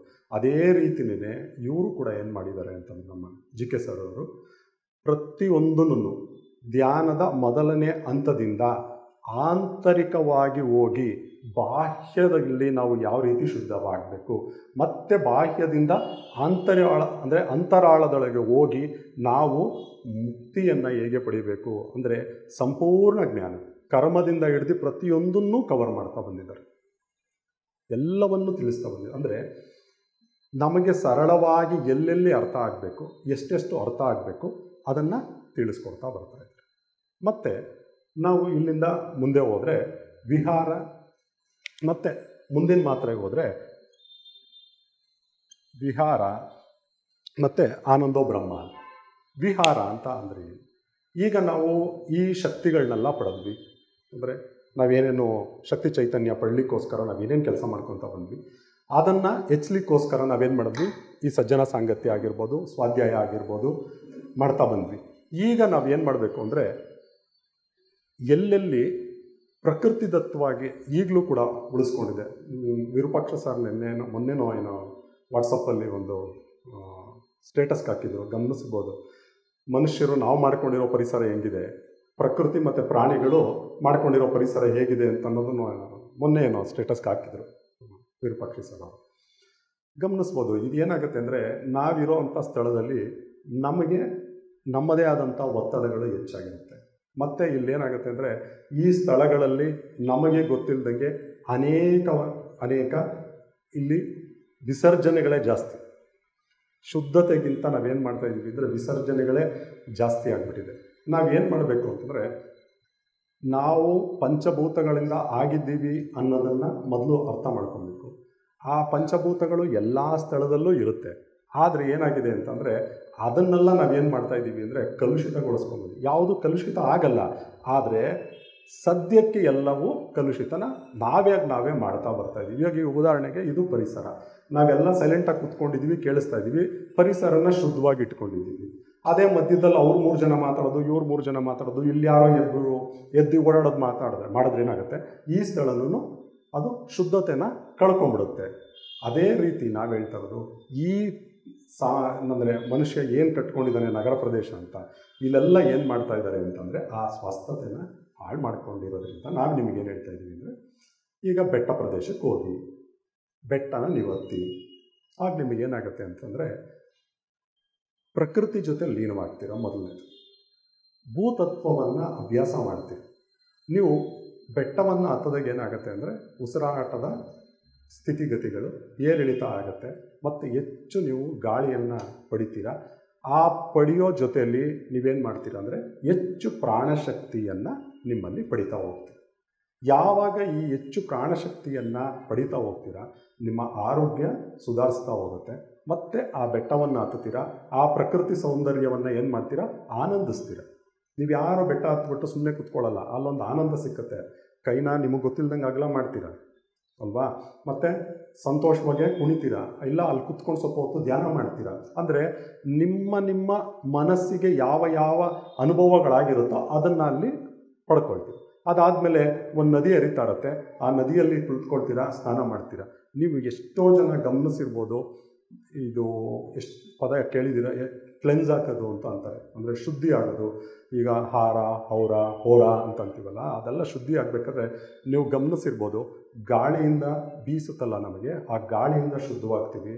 ಮತ್ತು ನಾವು ಸ್ನಾನ ಮಾಡ್ಕೊಂಬರ್ತೀವಲ್ವ, ಅವಾಗ ನಾವೆಷ್ಟು ಫ್ರೆಶ್ ಆಗ್ತೀವಿ ಅಂತ ಅನಿಸುತ್ತೆ. ನಾವು ನೀರಿಂದ ಶುದ್ಧವಾಗ್ತೀವಿ. ನಾವು ಈ ಪಂಚಭೂತಗಳಿಂದನೇ ಶುದ್ಧವಾಗೋದು. ಈ ಪ್ರಕೃತಿಯಲ್ಲಿ ನಾವು ಹೋಗಿ ನಾವು ಆ ನದಿಲಿ ಹೋಗಿ ಸ್ನಾನ ಮಾಡಿದಾಗ, ಅಥವಾ ಆ ನದಿಲಿ ಕುತ್ಕೊಂಡು ಸ್ವಲ್ಪ ಹೊತ್ತು ಧ್ಯಾನ ಮಾಡಿದಾಗ, ಅಲ್ಲಿ ನದಿ ಹರಿಯುತ್ತಾ ಇರುತ್ತಲ್ಲ, ಆ ಶಬ್ದವನ್ನು ನಾವು ಕೇಳಿದಾಗ ಕೂಡ ನಾವೇನಾಗ್ತೀವಿ ಅಂದರೆ ಆರೋಗ್ಯನ ಸುಧಾರಿಸ್ಕೊಳ್ಳಿಕ್ಕೆ ಅನುಕೂಲ ಆಗುತ್ತೆ. ಅದಕ್ಕಿಂತ ಹೆಚ್ಚಾಗಿ ನಿಮ್ಗೆ ಏನಾಗುತ್ತೆ ಅಂದರೆ ಪ್ರಾಣಶಕ್ತಿ ನಿಮಗೆ ಹೆಚ್ಚು ಪಡಿತಾ ಹೋಗ್ತೀರಾ. ಪಡೆಯೋದ್ರ ಜೊತೆಲಿ ಅದನ್ನು ಉಳಿಸ್ಕೊಳ್ಳಿಕ್ಕೂ ಕೂಡ ಪ್ರಯತ್ನನ ನೀವು ಪಡ್ತಾರೆ. ಅದಕ್ಕೆ ನಾವೇನು ಮಾಡ್ತೀವಿ ಅಂದರೆ ವಿಹಾರಗಳಿಗೆ ಹೋಗಿ, ಅಂದರೆ ನೀವು ನಿಮ್ಮ ಸ್ನೇಹಿತರ ಜೊತೆ ಹೋಗ್ಬೋದು, ಅಥವಾ ನಿಮ್ಮ ಸಂಸಾರವನ್ನೇ ಕರೆದುಕೊಂಡು ಹೋಗ್ಬೋದು. ಯಾಕಂದರೆ ಸಂಸಾರ ಅನ್ನೋದು ಕೂಡ ನಮಗೇನು ಸಿಕ್ಕಿರೋ ಒಂದು ಜವಾಬ್ದಾರಿ ಇದೆ. ನಾವೇನು ಅಂದ್ಕೊಬೇಕು, ಈ ಸಂಸಾರ ಅಂದ ತಕ್ಷಣ ನಾನು ಕಟ್ಕೊಂಡಿರೋದು, ನಾವು ತೊಗೊಂಡಿರೋಂಥ ಒಂದು ಜವಾಬ್ದಾರಿ. ಅದನ್ನು ಏನು ಮಾಡಬೇಕು, ಸರಿಯಾಗಿ ನಿರ್ವಹಿಸ್ತಾ ಹೋಗಬೇಕು. ಅದರಲ್ಲಿ ಯಾವುದೇ ಅಡಚಣೆ ತಪ್ಪು. ನಾವು ಯಾವಾಗ ಒಂದು ಕೆಲಸಕ್ಕೆ ಹೋದ್ವಿ ಅಂದರೆ, ಒಬ್ಬ ಗ್ರಾಹಕ ಸಂತೋಷ ಪಡಬೇಕು ಅನ್ನೋದಕ್ಕೋಸ್ಕರ ಒಂದು ಹೋಟ್ಲಿಟ್ಟಿರೋರು ಒಂದು ಗ್ರಾಹಕ ಸಂತೋಷ ಪಡಬೇಕು ಅನ್ನೋದಕ್ಕೋಸ್ಕರ ಬೆಳಗ್ಗೆ ಎದ್ದೇಳ್ತಾರೆ, ಸರಿಯಾದ ತರಕಾರಿನ ಬಳಸ್ತಾರೆ, ಅದರಲ್ಲಿ ಉಪ್ಪು ಹೆಚ್ಚಾಗಿದೆಯಾ ಇಲ್ವಾ ಅನ್ನೋದನ್ನು ಗಮನಿಸ್ತಾರೆ. ಒಂದು ಸಣ್ಣದನ್ನು ಕೂಡ ಗಮನಿಸ್ತಾರೆ. ಕ್ಲೀನ್ ಇಲ್ಲದೆ ಹೋದರೆ ಕ್ಲೀನ್ ಮಾಡಪ್ಪ. ಸಂಸಾರ ಅನ್ನೋದು ಕೂಡ ನಾವು ಕಟ್ಕೊಂಡಿರುವಂಥದ್ದೇ. ಮನೆ, ಹೆಂಡತಿ, ಮಕ್ಕಳು, ತಂದೆ, ತಾಯಿ, ಪ್ರತಿಯೊಂದು ನಾವು ಕಟ್ಕೊಂಡಿರುವಂಥದ್ದು. ಪ್ರತಿಯೊಂದಕ್ಕೂ ಕೂಡ ನಾವು ಅಷ್ಟೇ ಮರ್ಯಾದೆಯನ್ನು ಕೊಡಬೇಕು. ಇಲ್ಲಿ ಹಣ ಸಿಕ್ಕುತ್ತೆ ಅನ್ನೋದಕ್ಕೋಸ್ಕರ ಆದರೆ ಅಲ್ಲಿ ನೆಮ್ಮದಿ ಸಿಕ್ಕೋದಿತ್ತೆ ಅನ್ನೋದಕ್ಕೋಸ್ಕರ ಅನ್ನೋದು ನಾವು ಮಾಡಬೇಕು. ಮತ್ತು ಭಗವಂತ ನಮಗೆ ಕೊಟ್ಟಿರೋಂಥ ಅದು ಜವಾಬ್ದಾರಿ. ನಾವೆಲ್ಲರೂ ಆ ಜವಾಬ್ದಾರಿನ ನಿರ್ವಹಿಸ್ತಾ ಹೋಗಬೇಕು. ಆ ನಿರ್ವಹಿಸ್ತಾ ಹೋಗ್ತಾ ನಾವೇನು ಮಾಡಬೇಕು, ನಮ್ಮ ಜೊತೇಲಿ ನಾವು ಮೇಲೆ ಬರೋದ್ರ ಜೊತೇಲಿ ನಮ್ಮ ಮನೆಯವ್ರನ್ನೂ ಕೂಡ, ಈಗ ನಾನೇನು ಹೇಳಿದೆ, ನಮ್ಮ ತಂದೆ ಹಿಂಗೆ ಹೇಳಿದ್ರು, ಅವ್ರು ಮಾಡ್ತಾ ಬರ್ತಾಯಿದ್ರಪ್ಪ, ನಾನೇನು ಮಾಡಲಿ, ನನಗೆ ಬೆಂಗಳೂರಲ್ಲಿ ಕೆಲಸ ಸಿಕ್ತು, ನಾನು ಇಲ್ಲಿಗೆ ಬಂದುಬಿಟ್ಟೆ, ನಾನು ಯಾರ ಜೊತೆಲಿ ಇರಲಿಕ್ಕಾಗಲಿಲ್ಲ, ನಾವು 3 ಹೊತ್ತು ದುಡಿಯೋದೇ ಆಗಿಬಿಡ್ತು, ಇದೆಲ್ಲ ಮಾಡಿದ್ರಿಂದ ನಿಮಗೆ ಯಾವುದನ್ನು ಅದನ್ನು ತಿಳಿಸ್ಕೊಡ್ಲಿಕ್ಕಾಗಲಿಲ್ಲ. ಇವತ್ತು ನೀವು ಆರಾಮಾಗಿ ಇವತ್ತು ಈ ಪ್ರಶ್ನೆ ಕೇಳ್ತಾ ಇದೆಯಾ, ಬದುಕ್ತಾ ಇದೆಯಾ ಅಂದರೆ ಅದಕ್ಕೆ ಕಾರಣ ನಾನು ನಿನ್ನ ಈ ಸ್ಥಿತಿಗೆ ತಂದಿರೋದು ಅನ್ನೋ ಥರ. ನಾನು ಅವ್ರನ್ನ ಕೆಟ್ಟದ್ದು ಅಥವಾ ಹೀಯಾಳಿಸ್ತಾ ಇರೋದು ಅಂತ ಹೇಳ್ತಾ ಇಲ್ಲ. ನಾನು ಹೇಳ್ತಾ ಇರೋದು ಆ ಪರಿಸ್ಥಿತಿಗಳು, ಪಾಪ ಅವರಿಗೆ ಆ ಪರಿಸ್ಥಿತಿಗಳು ಆಗಿರೋದು. ಆದ್ದರಿಂದ ನಾನು ನಿಮ್ಗೆ ಹೇಳ್ತಾ ಇರೋದು ಏನಂದರೆ, ನೀವು ಉನ್ನತಿಗೆ ಬರೋದ್ರ ಜೊತೆಯಲ್ಲಿ ನಿಮ್ಮ ಮನೆಯವ್ರನ್ನೂ ಕೂಡ ವಿಹಾರಕ್ಕೆ ಕರ್ಕೊಂಡು ಹೋದಾಗ ಅವರು ಅಲ್ಲೆಲ್ಲ ಕ್ಲೆನ್ಸ್ ಆಗ್ತಾರೆ. ಅವರು ಗೊತ್ತಿಲ್ಲದಂಗೆ ಏನಾಗ್ತಾರೆ ಅಂತಂದರೆ ಈ ಆಧ್ಯಾತ್ಮಿಕತೆಗೆ ಬರ್ತಾರೆ. ಅಂದರೆ ಜೀವನ ಅಂತಂದರೆ ಏನು, ಜೀವನದ ಉದ್ದೇಶ ಏನು, ಮೌಲ್ಯ ಏನು ಅನ್ನೋದನ್ನು ತಿಳ್ಕೊಳ್ತಾವೆ. ನೀವು ಏನಾದರೂ ಧರ್ಮ ಅಧ್ಯಯನ ಮಾಡಬೇಕು ಅಂತ ಹೋದರೆ ಮೊದಲು ನಿಮಗೆ ಏನು ಮಾಡ್ತಾರೆ ಅಂತಂದರೆ, ಸರಿ ಅನ್ನೋದನ್ನು ಹೇಳ್ಕೊಡೋದಕ್ಕಿಂತ ತಪ್ಪು ಅಂತಲೇ ಎಲ್ಲನೂ ಬಿಟ್ಬಿಡ್ತಾರೆ. ಅಂದರೆ ಚಾರುವಾಕದ್ದು ಏನು ಸಿದ್ಧಾಂತ ಇದೆ, ಆ ಸಿದ್ಧಾಂತವನ್ನೇ ಮೊದಲು ತೋರಿಸ್ಕೊಡ್ತಾರೆ. ಏನು ಅಂತಂದರೆ, ಈ ಬದುಕಿದೆ, ಇನ್ನೊಂದು ಬದುಕಿಲ್ಲ, ಈಗ ತಿನ್ಕೋ, ಇದನ್ನು ಖಾಲಿ ಮಾಡ್ಕೊ, ಈ ಥರ ಸಿದ್ಧಾಂತನೇ ನಿಮಗೆ ಮೊದಲು ಹೇಳ್ಕೊಡೋದು. ಮೊದಲು ಹೋಗಿದ ತಕ್ಷಣ ಇಲ್ಲ ನಿನಗೆ ಜನ್ಮ ಇದೆ, ಜನ್ಮ ಬರುತ್ತೆ, ಹಳೆ ಕರ್ಮ ಕಟ್ಕೊಂಬಂದಿದ್ಯಾ, ಮುಂದೆ ನೀನು ಯಾವುದೇ ಅವ್ರು ಮೊದಲು ಹೇಳ್ಕೊಡೋದೇ ಏನಂತ, ಚಾರುವಾಕ ಸಿದ್ಧಾಂತವನ್ನೇ ಹೇಳ್ಕೊಡೋದು. ಇದೊಂದೇ ಲೈಫ್, ಇರೋದೇ ಇಷ್ಟು, ಮೊದಲು ತಿನ್ಕೊ, ಮೊದಲು ಮಾಡ್ಕೊ, ಇದನ್ನು ಮುಗಿಸ್ಕೊಂಬಿಡು, ನೀನು ಸಾಲನಾದರೂ ಮಾಡು, ಏನು ಮಾಡಿ, ಯಾವುದು ಋಣ ಇಲ್ಲ, ಇವತ್ತು ಇವನು ಹೊಡಿತೀಯಾ, ಹೊಡೆದ್ಬಿಡು, ಏನಾಯಿತು, ಅವ್ನು ಬದುಕಿದ್ರೆ ತಾನು ನಾಳೆ ನಾನು ಬರೋದು ಅಂತೀನಿ, ವಾಪಸ್ ಎಲ್ಲಿ ಬರ್ತಾನೆ, ಅವ್ರ ಫ್ಯಾಮಿಲಿ ಬಂದರೆ ನಮ್ಗೆ ಎದುರಿಸೋ ಶಕ್ತಿ. ಈ ಥರದ್ದನ್ನೇ ನಾನು ಹೇಳ್ತಾ ಇರೋದು. ಅಂದರೆ ಮೊದಲು ಏನಾಗುತ್ತೆ ಅಂತಂದರೆ, ಈ ಥರ ಸಿದ್ಧಾಂತಗಳು ನಮಗೆ ಬೇಗ ಇಷ್ಟ ಆಗುತ್ತೆ. ಇದು ಆದಮೇಲೆ ಏನು ಮಾಡ್ತಾರೆ, ನಿಧಾನಕ್ಕೆ ನಮಗೆ ಯಾಕೆ ಮತ್ತೆ ಏಟು ಬೀಳುತ್ತೆ, ನಾವು ಯಾಕೆ ಇದನ್ನು ಅನುಭವಿಸ್ತೀವಿ, ನಾವು ಯಾಕೆ ಕಾಯಿಲೆಗಳಿಗೆ ತುತ್ತಾಗ್ತೀವಿ, ಅಥವಾ ನಮ್ಮ ಮನಸ್ಥಿತಿ ಯಾಕೆ ಏರಿಳಿತ ಆಗುತ್ತೆ, ಇದನ್ನು ನಮ್ಮ ಧರ್ಮಗ್ರಂಥಗಳು ನಿಧಾನಕ್ಕೆ ಬಿಡಿಸ್ಕೊಡ್ತಾ ಬರುತ್ತೆ. ಅಂದರೆ ನಮ್ಮ ಧರ್ಮಗ್ರಂಥಗಳೇ ಆಗಿರ್ಬೋದು, ಬೇರೆ ಯಾವುದೇ ಗ್ರಂಥಗಳಾಗಿರ್ಬೋದು, ಯಾಕಂದರೆ ಬೇರೆಯವ್ರದ್ದು ನಾನು ಹೆಚ್ಚು ಅಧ್ಯಯನ ಮಾಡದಿರೋದ್ರಿಂದ ನನಗಷ್ಟು ಗೊತ್ತಿಲ್ಲ. ಅದಕ್ಕೋಸ್ಕರ ನಮ್ಮದನ್ನು ಹಿಂದುದು ಏನಿದೆ ಅದನ್ನು ಮಾತ್ರ ನಾನು ನಿಮಗೆ ಹೇಳ್ತಾ ಇದ್ದೀನಿ. ಈ ಥರ ನಮಗೇನು ಮಾಡುತ್ತೆ ಅಂದರೆ, ನಿಧಾನಕ್ಕೆ ನಮ್ಮನ್ನು ಕರ್ಕೊಂಡು ಬಂದು ನಮ್ಮನ್ನು ಎಲ್ಲಿಗೆ ತಲುಪಬೇಕು ನೀನು ಅನ್ನೋ ಜಾಗಕ್ಕೆ ತಲುಪಿಸುತ್ತೆ. ಅಂದರೆ ನಾವೆಲ್ಲ ಏಕತ್ವದಲ್ಲಿದ್ದೇವೆ, ನಾವೆಲ್ಲ ಒಂದೇ ಅನ್ನೋ ಹಂತಕ್ಕೆ ತಗೊಂಡೋಗಿ ಬಿಡುತ್ತೆ. ಇದು ನಮಗೇನಂದರೆ ಪ್ರಕೃತಿ ವಿಹಾರ. ಈಗ ಇದರಲ್ಲೇ ನಮ್ಮಲ್ಲಿ ಇನ್ನೊಂದು ಸೆಕ್ಷನ್ ಇದೆ, ಅದೇನು ಅಂತಂದರೆ ಆನಂದೋ ಬ್ರಹ್ಮ ಅಂತ. ಆನಂದೋ ಬ್ರಹ್ಮ ಅಂತಂದರೆ ನಾವೆಲ್ಲರೂ ಕೂಡ, ನಾನು ನಿಮಗೇನು ಹೇಳಿದೆ, ಒಂದೇ ಹಂತದಲ್ಲಿ ಎಲ್ಲನೂ ಸೆಳೆದು ಕರ್ಕೊಂಬರ್ಲಿಕ್ಕೆ ಸಾಧ್ಯ ಇಲ್ಲ. ಅದಕ್ಕೆ ಇಲ್ಲೇನು ಅಂತಂದರೆ, ಮೊದಲು ನಾವೇನು ಮಾಡಬೇಕು, ವಿಷಯಾನಂದ, ಭಜನಾನಂದ ಮತ್ತು ಬ್ರಹ್ಮಾನಂದ ಅಂತ ಗ್ರೂಪ್ ಮಾಡಿದ್ದೀವಿ ಇಲ್ಲೇನು ಅಂದರೆ ವಿಷಯಾನಂದದಲ್ಲಿ ಬಂದು ನಿಮಗೆ ವಿಚಾರಗಳನ್ನ ತಿಳಿಸ್ತಾ ಹೋಗ್ತೀವಿ. ಏನೇನು ವಿಷಯ ಇದೆ ಅನ್ನೋದನ್ನು ನೀವು ಏನು ಮಾಡ್ತೀವಿ, ಚರ್ಚೆ ಮಾಡ್ತಾ ಬರ್ತೀವಿ, ತಿಳ್ಕೊತಾ ಹೋಗ್ತೀವಿ. ಅದಾದಮೇಲೆ ಇದರಿಂದ ನಾವು ಮುಂದಕ್ಕೆ ಬರೋದು ಏನು ಮಾಡ್ತೀವಿ ಅಂದರೆ, ಭಜನಾನಂದ ಅಂದರೆ ನಾವೆಲ್ಲರೂ ಒಂದೊಂದು ಕಲೆಯಲ್ಲಿ ನಿಪುಣರಾಗಿರ್ತೀವಿ. ಎಲ್ಲರೂ ಒಂದೊಂದು ಅವರದ್ದು ಮನುಷ್ಯ ಸುಮಾರು ಸರಿ ನಾನು ಕೇಳಿದ್ದೀನಿ. ನನಗೆ ಅಂದರೆ ಅನುಭವಿಗಳು ಮತ್ತು ಜ್ಞಾನಿಗಳು ಹೇಳಿರೋದು, ಬದುಕಲಿಕ್ಕೋಸ್ಕರ ನಾವೇನು ಮಾಡ್ತಾಯಿದ್ದೀವಿ ಅಂದರೆ, ಇಲ್ಲಿ ಯಾವುದೋ ಬ್ಯಾಂಕಲ್ಲಿ ಒಂದು ಕೆಲಸ ಮಾಡ್ತಾಯಿದ್ದೀನಿ, ಇಲ್ಲ ನಾನೊಂದು ಟೀಚರಾಗಿ ಕೆಲಸ ಮಾಡ್ತಾಯಿದ್ದೀನಿ. ಬಟ್ ನಮ್ಮ ಹಳೆಯ ತಲೆಗಳು ಮಾಡ್ಕೊಂಬಂದಿರೋವಂಥ, ಈಗ ಕುಂಬಾರಿಕೆ ಮಾಡ್ಕೊಂಬಂದರೆ ಕುಂಬಾರಿಕೆ ಆಗಿರ್ಬೋದು, ಇಲ್ಲ ಅವರು ಕಮ್ಮಾರಿಕೆ ಮಾಡ್ಕೊಂಬರ್ತಾಯಿದ್ರೆ ಆ ಕೆಲಸ ಆಗಿರ್ಬೋದು, ಮರಗೆಲಸ ಮಾಡ್ಕೊಂಬರ್ತಾರೆ ಅದನ್ನು ಕೂಡ ಅವ್ರ ಜೊತೆಲಿ ಮನೇಲಿ ಮಾಡ್ತಾ ಇರ್ತಾರೆ. ಯಾಕೆ ಅಂತಂದರೆ ಇದು ಆರ್ಥಿಕವಾಗಿ ನಾವು ಊಟ ಮಾಡಲಿಕ್ಕೋಸ್ಕರ, ಅಂದರೆ ಬದುಕಲಿಕ್ಕೋಸ್ಕರ. ಅದು ಏನು ಅಂತಂದರೆ ನಮ್ಮ ತಲತಲಾಂತರದಿಂದ ಬಂದಿರೋಂಥ ವಿದ್ಯೆ, ಅದನ್ನು ಕೈ ಬಿಡಬಾರ್ದು, ಮತ್ತೆ ಮುಂದಿನಕ್ಕೆ ತೊಗೊಂಡೋಗಿ ಕೊಡಬೇಕು ಅಂತ. ಇವಾಗ ಉದಾಹರಣೆಗೆ ನೀವು ಇವಾಗ ಒಂದು ಪೂಜಾ ಕಾರ್ಯ ಕಲ್ತಿರ್ತೀರ. ನಾನು ಹೇಳ್ತಾ ಇರೋದು ಎಲ್ಲ ಸಮಾಜದ ಪೂರ್ತಿಯಾಗಿ ಒಂದೊಂದನ್ನು ಬಿಡಿಸಿ ಹೇಳೋದ್ರಿಂದ ತಪ್ಪಾಗುತ್ತೆ ಅನ್ನೋದಕ್ಕೋಸ್ಕರ ಸೂಕ್ಷ್ಮವಾಗಿ ನಿಮಗೆ ಅಲ್ಲಲ್ಲೇ ಹೇಳ್ತಾ ಇದ್ದೀನಿ. ಉದಾಹರಣೆಗೆ ಒಬ್ಬರು ಪೂಜೆ ಮಾಡ್ಕೊಂಬರ್ತಾರೋ ಇರ್ತಾರೆ ಅಂತಾರೆ ಅಂದ್ಕೊಳ್ಳಿ. ಅವ್ರು ಏನು ಮಾಡ್ತಾರೆ ಅಂತಂದರೆ, ಆಗಿದ ತಕ್ಷಣ ಅಂದರೆ ತಾವು ಕಲ್ತಿದ್ದನ್ನು ತಮ್ಮ ಮಗುನ ಜೊತೆಲೇ ಕೂರಿಸ್ಕೊಂಡು ಅವ್ರು ಏನು ಮಾಡ್ತಾರೆ ಅಂದರೆ, ನೋಡಪ್ಪ ಈ ರೀತಿ ಪೂಜೆ ಮಾಡಬೇಕು, ಈ ರೀತಿ ನಡ್ಕೊಂಡು ಹೋಗಬೇಕು, ಈ ರೀತಿ ಇದು ನಮ್ಮ ಆಚರಣೆ, ಇದು ನಮಗೆ ಬಂದಿರೋದು. ಆದರೆ ನಮ್ಮ ಕೆಲಸ ಏನು ಅಂದರೆ ಆರ್ಥಿಕವಾಗಿ ಸ್ವಾವಲಂಬಿಗಳಾಗಿರೋದಕ್ಕೋಸ್ಕರ, ಈ ಪರಿಸರದಲ್ಲಿ ಬದುಕಲಿಕ್ಕೋಸ್ಕರ ನಾವೇನು ಮಾಡ್ತಾಯಿದ್ದೀವಿ ಅಂದರೆ ಈ ಥರ ಕರ್ಮವನ್ನು ಮಾಡ್ತಾಯಿದ್ದೀವಿ. ಅಂದರೆ ನಮ್ಮದು ಏನಿದೆ ಒಳ ಅಂತರಾಳದಲ್ಲಿ ಆ ಸಂತೋಷವನ್ನು ನಾವು ಅನುಭವಿಸ್ಬೇಕು. ಅಲ್ಲಿ ಸಂತೋಷವನ್ನು ಅನುಭವಿಸ್ಬೇಕು ಅಂದರೆ ನಾನು ಹೇಳಿದ್ನಲ್ಲ, ನೀವು ಎಲ್ಲ ಕಲೆಗಳನ್ನು, ಸಂಗೀತ ಕಲ್ತಿದ್ರೆ ಸಂಗೀತಗಾರರಾಗಿ ಆಡಿ, ಅದರಿಂದ ಹಣ ಬರದೇ ಇರ್ಬೋದು, ಆದರೆ ನಿಮಗೊಂದು ತೃಪ್ತಿ ಇದೆ. ಮತ್ತು ನೀವು ಅದನ್ನು ನಿಮ್ಮ ಮುಂದಿನ ಜನಾಂಗಕ್ಕೆ ಏನು ಮಾಡ್ತಾ ಇದ್ದೀರಾ ಅಂತಂದರೆ ಕೊಟ್ಟು ಹೋಗ್ತಾ ಇದ್ದೀರಾ. ನಾನು ಹೇಳ್ತಿದ್ದು ಅರ್ಥ ಆಯ್ತಲ್ಲ. ಕೊಲಂಬಸ್ ಬಂದಲ್ಲಿ ನಿಲ್ಲಿಸ್ಬಿಟ್ಟಿದ್ದಿದ್ರೆ ಅವತ್ತು ಅವ್ನು ಹೇಳದೆ ಹೋಗಿದ್ದಿದ್ರೆ ಮುಗ್ದೇ ಹೋಗಿತ್ತಲ್ಲ. ನಾನು ಯಾಕೆ ಹೇಳಬೇಕು, ಅವನೇ ಹುಡ್ಕೊಳ್ಳಿದ್ರು ಮೊದಲಿಂದನೂ ಅಂತ. ಅವಾಗ ವಾಸ್ಕೋ ಡಿ ಗಾಮ ತಿರ್ಗಾ ಅಮೇರಿಕಾ ಹೋಗ್ಕೊಂಡು ತಿರ್ಗಾ ಆಫ್ರಿಕಾಗೆ ಬಂದು ಇನ್ನೆಲ್ಲೋ ಮಾಡ್ತಾ ಇದ್ದೋ ಇಲ್ವೋ ಗೊತ್ತಿಲ್ಲ. ಆದರೆ ನಾನು ಇಲ್ಲಿ ತನಕ ಹೋಗಿದ್ದೀನಪ್ಪ, ಇನ್ನು ಮುಂದೆ ನನಗೆ ಗೊತ್ತಿಲ್ಲ ಅಂದಿದ್ದಕ್ಕೋಸ್ಕರ ಅವ್ನು ಸುಲಭವಾಗಿ ಆ ಜಾಗದ ತನಕ ಬಂದು ತಲುಪ್ದ. ಅದಾದಮೇಲೆ ಭಾರತವನ್ನು ತಲುಪೋದು ಭಾಳ ಸುಲಭ ಆಗೋಯ್ತು.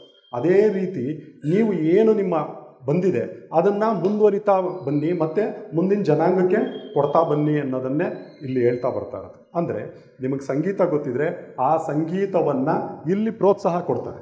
ಎಲ್ಲಿ ನಮ್ಮ ಆನಂದ ಬ್ರಹ್ಮ ಕಾರ್ಯಕ್ರಮದಲ್ಲಿ ನಾವೇನು ಮಾಡ್ತೀವಿ ಅಂದರೆ ಅದೆಲ್ಲದಕ್ಕೂ ಪ್ರೋತ್ಸಾಹ ಕೊಡ್ತೀವಿ. ನಿಮಗೆ ಕತೆ ಹೇಳಕ್ಕೆ ಬರುತ್ತಾ, ಕತೆ ಹೇಳಿ. ನಿಮಗೆ ಹಾಡು ಹೇಳಕ್ಕೆ ಬರುತ್ತಾ, ಹಾಡು ಹೇಳಿ. ನಿಮಗೊಂದು ಇನ್ಸ್ಟ್ರೂಮೆಂಟನ್ನು ಬಳಸ್ಲಿಕ್ಕೆ ಬರುತ್ತಾ, ಇಲ್ಲ ಅದನ್ನು ನುಡಿಸಿ. ಅರ್ಥ ಆಯ್ತಲ್ಲ. ಎಲ್ಲದಕ್ಕೂ ಇಲ್ಲಿ ಅವಕಾಶವನ್ನು ಕೊಡ್ತೀವಿ. ಮತ್ತು ನಿಮಗೇನಾಗುತ್ತೆ ಅಂದರೆ ಆಂತರಿಕವಾಗಿ ನಿಮ್ಮ ಆತ್ಮದ ತೃಪ್ತಿಯ ಕಡೆಗೆ ಕರ್ಕೊಂಡು ಹೋಗ್ತಾ ಬರ್ತೀವಿ. ಮೊದಲು ದೈಹಿಕವಾಗಿ ಅಂದರೆ ಮಾತನ್ನು ಕೇಳಿ ಎಲ್ಲ ಮಾಡಿ ನಿಮ್ಮ ವಿಹಾರಗಳು ಇವೆಲ್ಲ ಮಾಡಿಸಿ ನಿಮ್ಮ ದೈಹಿಕ ತೃಪ್ತಿ ಆದರೆ, ಇಲ್ಲಿ ಇದನ್ನೆಲ್ಲ ಆಡಿಸಿ ನಿಮಗೆ ಮಾನಸಿಕವಾದ ತೃಪ್ತಿಯನ್ನು ರೀಚ್ ಮಾಡಲಿಕ್ಕೆ ಪ್ರಯತ್ನವನ್ನು ಪಡ್ತಾ ಇದ್ದಾರೆ. ಅದಾದಮೇಲೆ ಏನಾಗುತ್ತೆ ಅಂದರೆ ಕೊನೆಗೆ ನಿಮ್ಮನ್ನು ಆನಂದೋ ಬ್ರಹ್ಮ ಅಂದರೆ ನಿಮ್ಮಲ್ಲೇ ಆನಂದ ಇದೆ. ಈ ಎಲ್ಲ ಆನಂದವನ್ನು ಯಾವ ರೀತಿ ನೀವು ಪಡಿಬೋದು ಅನ್ನೋದನ್ನು ಅಂತರಾಳಕ್ಕೆ ಇಳಿಸಿ ತಿಳಿಸ್ಕೊಡೋದು ಕೊನೆಯ ಹಂತಕ್ಕೆ ಆನಂದೋ ಬ್ರಹ್ಮ ಕರ್ಕೊಂಡು ಹೋಗ್ತಾರೆ. ಇದು ನಮ್ಮ ಸಂಘ ಏನಿದೆ ಸ್ಪಿರಿಚುವಲ್ ಟ್ಯಾಬ್ಲೆಟರು, ಅವರು ಪ್ರತಿ ಶುಕ್ರವಾರ ಅಂದರೆ 15 ದಿನ ಒಂದ್ಸಲಿ ಜ್ಞಾನ ಕೊಡೋದು, ಇನ್ನೊಂದ್ಸಲಿ ಆನಂದೋ ಬ್ರಹ್ಮ, ಎರಡನ್ನೂ ಜೊತೆಯಲ್ಲಿ ಮಾಡ್ಕೊಂಡು ಹೋಗ್ತಾ ಇದ್ದಾರೆ. ನೀವು ಯಾರಾದರೂ ಅದನ್ನು ತಿಳ್ಕೊಬೇಕು ಅನ್ನೋದಿದ್ದರೆ ಈಗ ಲಾಸ್ಟಲ್ಲಿ ನಮ್ಮ ಯೂಟ್ಯೂಬ್ ಚಾನಲ್ ಲಿಂಕ್ ಕೊಡ್ತೀವಿ, ಅದನ್ನು ನೋಡ್ಬೋದು. ಇಲ್ಲ PMC ಅವ್ರಲ್ಲೂ ಕೂಡ ಅದು ಬರ್ತಾ ಇರುತ್ತೆ, ನೀವು ಅದನ್ನು ತಿಳ್ಕೊಬೋದು. ಇದು ನಮಗೇನಾಗುತ್ತೆ ಅಂತಂದರೆ ಮಾನಸಿಕ ಆನಂದವನ್ನು ಪಡೆದಾಗ ದೈಹಿಕ ಆರೋಗ್ಯ ನಿಮಗೆ ಸುಧಾರಿಸ್ತಾ ಬರುತ್ತೆ. ನಾನು ಹೇಳಿದ್ದು ನಿಮಗೆ ತಿಳಿತಾ ಬಂತು ಅಂತ ಅಂದ್ಕೊಳ್ತೀನಿ. ಇವು ಇಷ್ಟನ್ನು ನೀವು ಮಾಡ್ತಾ ಬಂದಮೇಲೆ ನಿಮ್ಮ ಅನುಭವಗಳನ್ನ ನಾವೇನು ಮಾಡ್ತೀವಿ ಅಂದರೆ ಕೇಳ್ತಾ ಬರ್ತೀವಿ. ಮತ್ತು ಆ ಅನುಭವಗಳನ್ನ ನಾವು ಏನು ಮಾಡ್ತೀವಿ ಅಂದರೆ ಒಂದು ಕಡೆ ನೋಟ್ ಮಾಡ್ಕೊತೀವಿ. ಮತ್ತು ಅದನ್ನು ನಿಮ್ಮ ಥರನೇ ಯಾರು ಬರ್ತಾರೆ ಅವ್ರ ಜೊತೆಗೆ ಅದನ್ನು ಚರ್ಚೆ ಮಾಡ್ತಾ ಬರ್ತೀವಿ. ಇಷ್ಟು ಆದಮೇಲೆ ನಮ್ಮದು ಏನಿದೆ ಅಂತಂದರೆ ಪ್ರತಿ 15 ದಿನಕ್ಕೊಮ್ಮೆ ಶನಿವಾರ ಹೊತ್ತು ನಮ್ಮದು ಕೌನ್ಸಿಲಿಂಗ್ ಕ್ಲಾಸಸ್ ಇದೆ. ಅಂದರೆ ಯಾರು ಆರೋಗ್ಯದಲ್ಲಿ ಮಾನಸಿಕವಾಗಿರ್ಬೋದು, ದೈಹಿಕವಾಗಿರ್ಬೋದು ಅಥವಾ ಆಧ್ಯಾತ್ಮಿಕವಾಗಿ ಮೇಲ್ ಬರಬೇಕು ಅಂತ ಯಾರು ಇರ್ತಾರೆ ಅಂಥವ್ರಿಗೆ ಅಂತಲೇ ಕೌನ್ಸಿಲಿಂಗ್ ಕ್ಲಾಸಸ್ ನಡೀತಾ ಇರುತ್ತೆ. ಆ ಕೌನ್ಸಿಲಿಂಗ್ ಕ್ಲಾಸಸ್ಗೆ ನೀವು ಅಟೆಂಡ್ ಮಾಡ್ಬೋದು. ಅಲ್ಲಿ ಏನು ನಡೆಯುತ್ತೆ, ಉದಾಹರಣೆಗೆ ನೀವು ಒಂದೊಂದೇ ಹಂತಕ್ಕೆ ಬರೋಣ.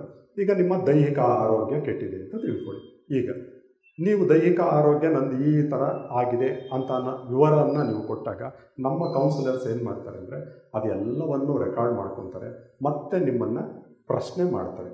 ಅಂದರೆ ನೀವು ಯಾವ ರೀತಿ ಜೀವನ ಶೈಲಿಯನ್ನು ಅಳವಡಿಸ್ಕೊಂಡಿದ್ದೀರಾ, ಮತ್ತು ನಾನಿವಾಗ ಮೇಲಿಂದ ಹೇಳ್ಕೊಂಬಂದಲ್ಲ ಏನಂತ, ಧ್ಯಾನ, ಹುಣ್ಣಿಮೆ ಧ್ಯಾನ, ಸಾಮೂಹಿಕ, ಇದನ್ನೆಲ್ಲ ಮಾಡ್ತಾ ಬರ್ತಾ ಇದ್ದೀರಾ. ಮಾಡದೆ ಹೋದರೆ ಎಷ್ಟು ಹೊತ್ತು ಮಾಡಬೇಕು, ನಿಮ್ಮ ಈ ಆರೋಗ್ಯವನ್ನು ಸುಧಾರಿಸ್ಕೊಬೇಕಾದ್ರೆ ನೀವು ಅಂದರೆ ಹುಣ್ಣಿಮೆ ಧ್ಯಾನವನ್ನು ಹೆಚ್ಚು ಮಾಡಬೇಕಾ, ಅಥವಾ ಸಾಮೂಹಿಕ ಧ್ಯಾನವನ್ನು ಹೆಚ್ಚು ಮಾಡಬೇಕಾ, ಅಥವಾ ಇವೆಲ್ಲ ಬಿಟ್ಟು ನಿಮಗೆ ಪುಸ್ತಕಗಳು ಕೂಡ ರೆಫರ್ ಮಾಡ್ತಾರೆ, ಆ ಪುಸ್ತಕಗಳನ್ನು ಕೂಡ ನೀವು ಓದಿ ಮೇಲೆ ಬರ್ಬೋದು. ಅಂದರೆ ನಿಮ್ಮ ದೈಹಿಕ ಆರೋಗ್ಯವನ್ನು ಸುಧಾರಿಸ್ಕೊಳ್ಳಿಕ್ಕೆ ಏನು ಬೇಕು ಅದನ್ನು ನಿಮಗೆ ತಿಳಿಸ್ಕೊಡ್ತಾ ಬರ್ತಾರೆ. ನಿಮಗೆ ಮಾನಸಿಕವಾಗಿ ಏನಾದರೂ ಏರಿಳಿತಗಳಿದ್ದರೆ, ಅಂದರೆ ಯಾಕೋ ಮಲ್ಕೊಂಡಿದ್ದ ತಕ್ಷಣ ನಿದ್ದೆ ಬರ್ತಾ ಇಲ್ಲ, ಅಥವಾ ಎಲ್ಲೋ ಓಡ್ ಬರ್ತೀನಿ ನನಗೆ ಭಯ ಆಗ್ತಾ ಇದೆ, ನನಗೆ ಯಾಕೋ ಕನಸುಗಳೇ ಸರಿ ಇಲ್ಲ, ಈ ರೀತಿಯಾದಂಥ ನೀವು ಮಾನಸಿಕವಾಗಿ ಏರಿಳಿತಗಳಾದರೂ ಕೂಡ ಆ ಮಾನಸಿಕ ಏರಿಳಿತಗಳನ್ನು ಕೂಡ ನಿಮಗೇನು ಮಾಡ್ತಾರೆ ಅಂತಂದರೆ ಕೌನ್ಸಿಲರ್ಸು ನಿಮ್ಮನ್ನು ಕೇಳಿ ತಿಳ್ಕೊಂಡು ನಿಮಗೆ ಎಷ್ಟು ಹೊತ್ತು ಧ್ಯಾನ ಮಾಡಬೇಕು, ಯಾವ ರೀತಿ ಮಾಡಬೇಕು ಅನ್ನೋದನ್ನು, ಮತ್ತು ವಿಹಾರಗಳ ಬಗ್ಗೆ ಮತ್ತು ಪುಸ್ತಕಗಳನ್ನ ಓದೋದ್ರ ಬಗ್ಗೆ ನಿಮಗೆ ತಿಳಿಸ್ಕೊಡ್ತಾ ಬರ್ತಾರೆ. ಅದಾದಮೇಲೆ ನೀವು ಆಧ್ಯಾತ್ಮಿಕ ಉನ್ನತಿಗೆ ಹೋಗಬೇಕು ಅಂದರೆ ಅಲ್ಲೂ ಕೂಡ ನೀವು ಕೇಳಿದ್ರೆ ನಾವು ಮಾನಸಿಕವಾಗೂ ಚೆನ್ನಾಗಿದ್ದೀವಿ, ದೈಹಿಕವಾಗೂ ಚೆನ್ನಾಗಿದ್ದೀವಿ, ನಮ್ಗೆ ಯಾವುದೇ ಥರದ ಆರೋಗ್ಯದಲ್ಲಿ ಸಮಸ್ಯೆ ಇಲ್ಲ, ನಮಗೆ ಆಧ್ಯಾತ್ಮಿಕ ಉನ್ನತಿಗೆ ನೀವು ಏನು ಹೇಳ್ತಾ ಇದ್ದೀರಾ ಇದನ್ನು ನಾನು ತಿಳ್ಕೊಬೇಕು, ಆ ಜ್ಞಾನ ನನಗೆ ಬೇಕು ಅಂದರೆ ಅದಕ್ಕೂ ಕೂಡ ನಮ್ಮ ಕೌನ್ಸಿಲರ್ಸ್ ನಿಮಗೆ ಜೊತೆಗೆ ಇರ್ತಾರೆ.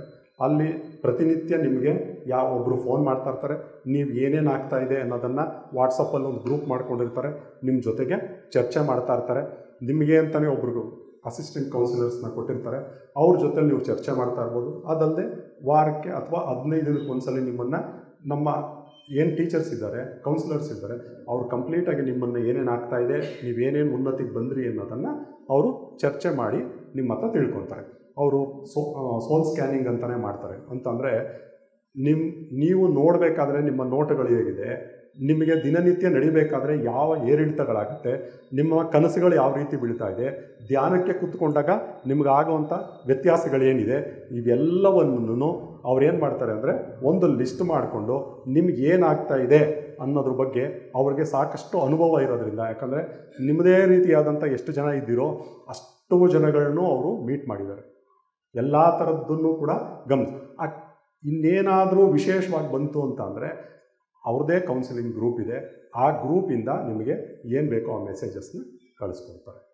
ಇದು ನಮ್ಮ ಸ್ಪಿರಿಚುವಲ್ ಟ್ಯಾಬ್ಲೆಟು ಮಾಡ್ಕೊಬರ್ತಾರಂಥದ್ದು. ಈಗ ನಾನು ನಿಮಗೆ ಮತ್ತು ಇದನ್ನೇನಾದರೂ ಹೆಚ್ಚಿನವಾಗಿ ಅಧ್ಯಯನ ಮಾಡಬೇಕು, ತಿಳ್ಕೊಬೇಕು, ಅಥವಾ ಇದನ್ನು ನಾವು ನೋಟ್ಸ್ ಮಾಡ್ಕೊಂಡಿಲ್ಲ ಅಂತಂದರೆ ನಮ್ಮದೇ ಸಂಪೂರ್ಣ ಆರೋಗ್ಯಕ್ಕೆ 12 ಮಾತ್ರೆಗಳು ಅನ್ನೋದು ಪುಸ್ತಕ ಕೂಡ ಇದೆ. ಇದನ್ನು ಆಳವಾಗಿ ಬರಿತಾ ಹೋಗಿದ್ದಾರೆ, ಮತ್ತು ಅದ್ರ ಬಗ್ಗೆ ನಿಮಗೆ ತಿಳಿಸ್ತಾ ಹೋಗಿದ್ದಾರೆ. ನೀವೆಲ್ಲರೂ ಅದನ್ನು ಓದಿ ಆ ಜ್ಞಾನವನ್ನು ಪಡ್ಕೊಬೋದು.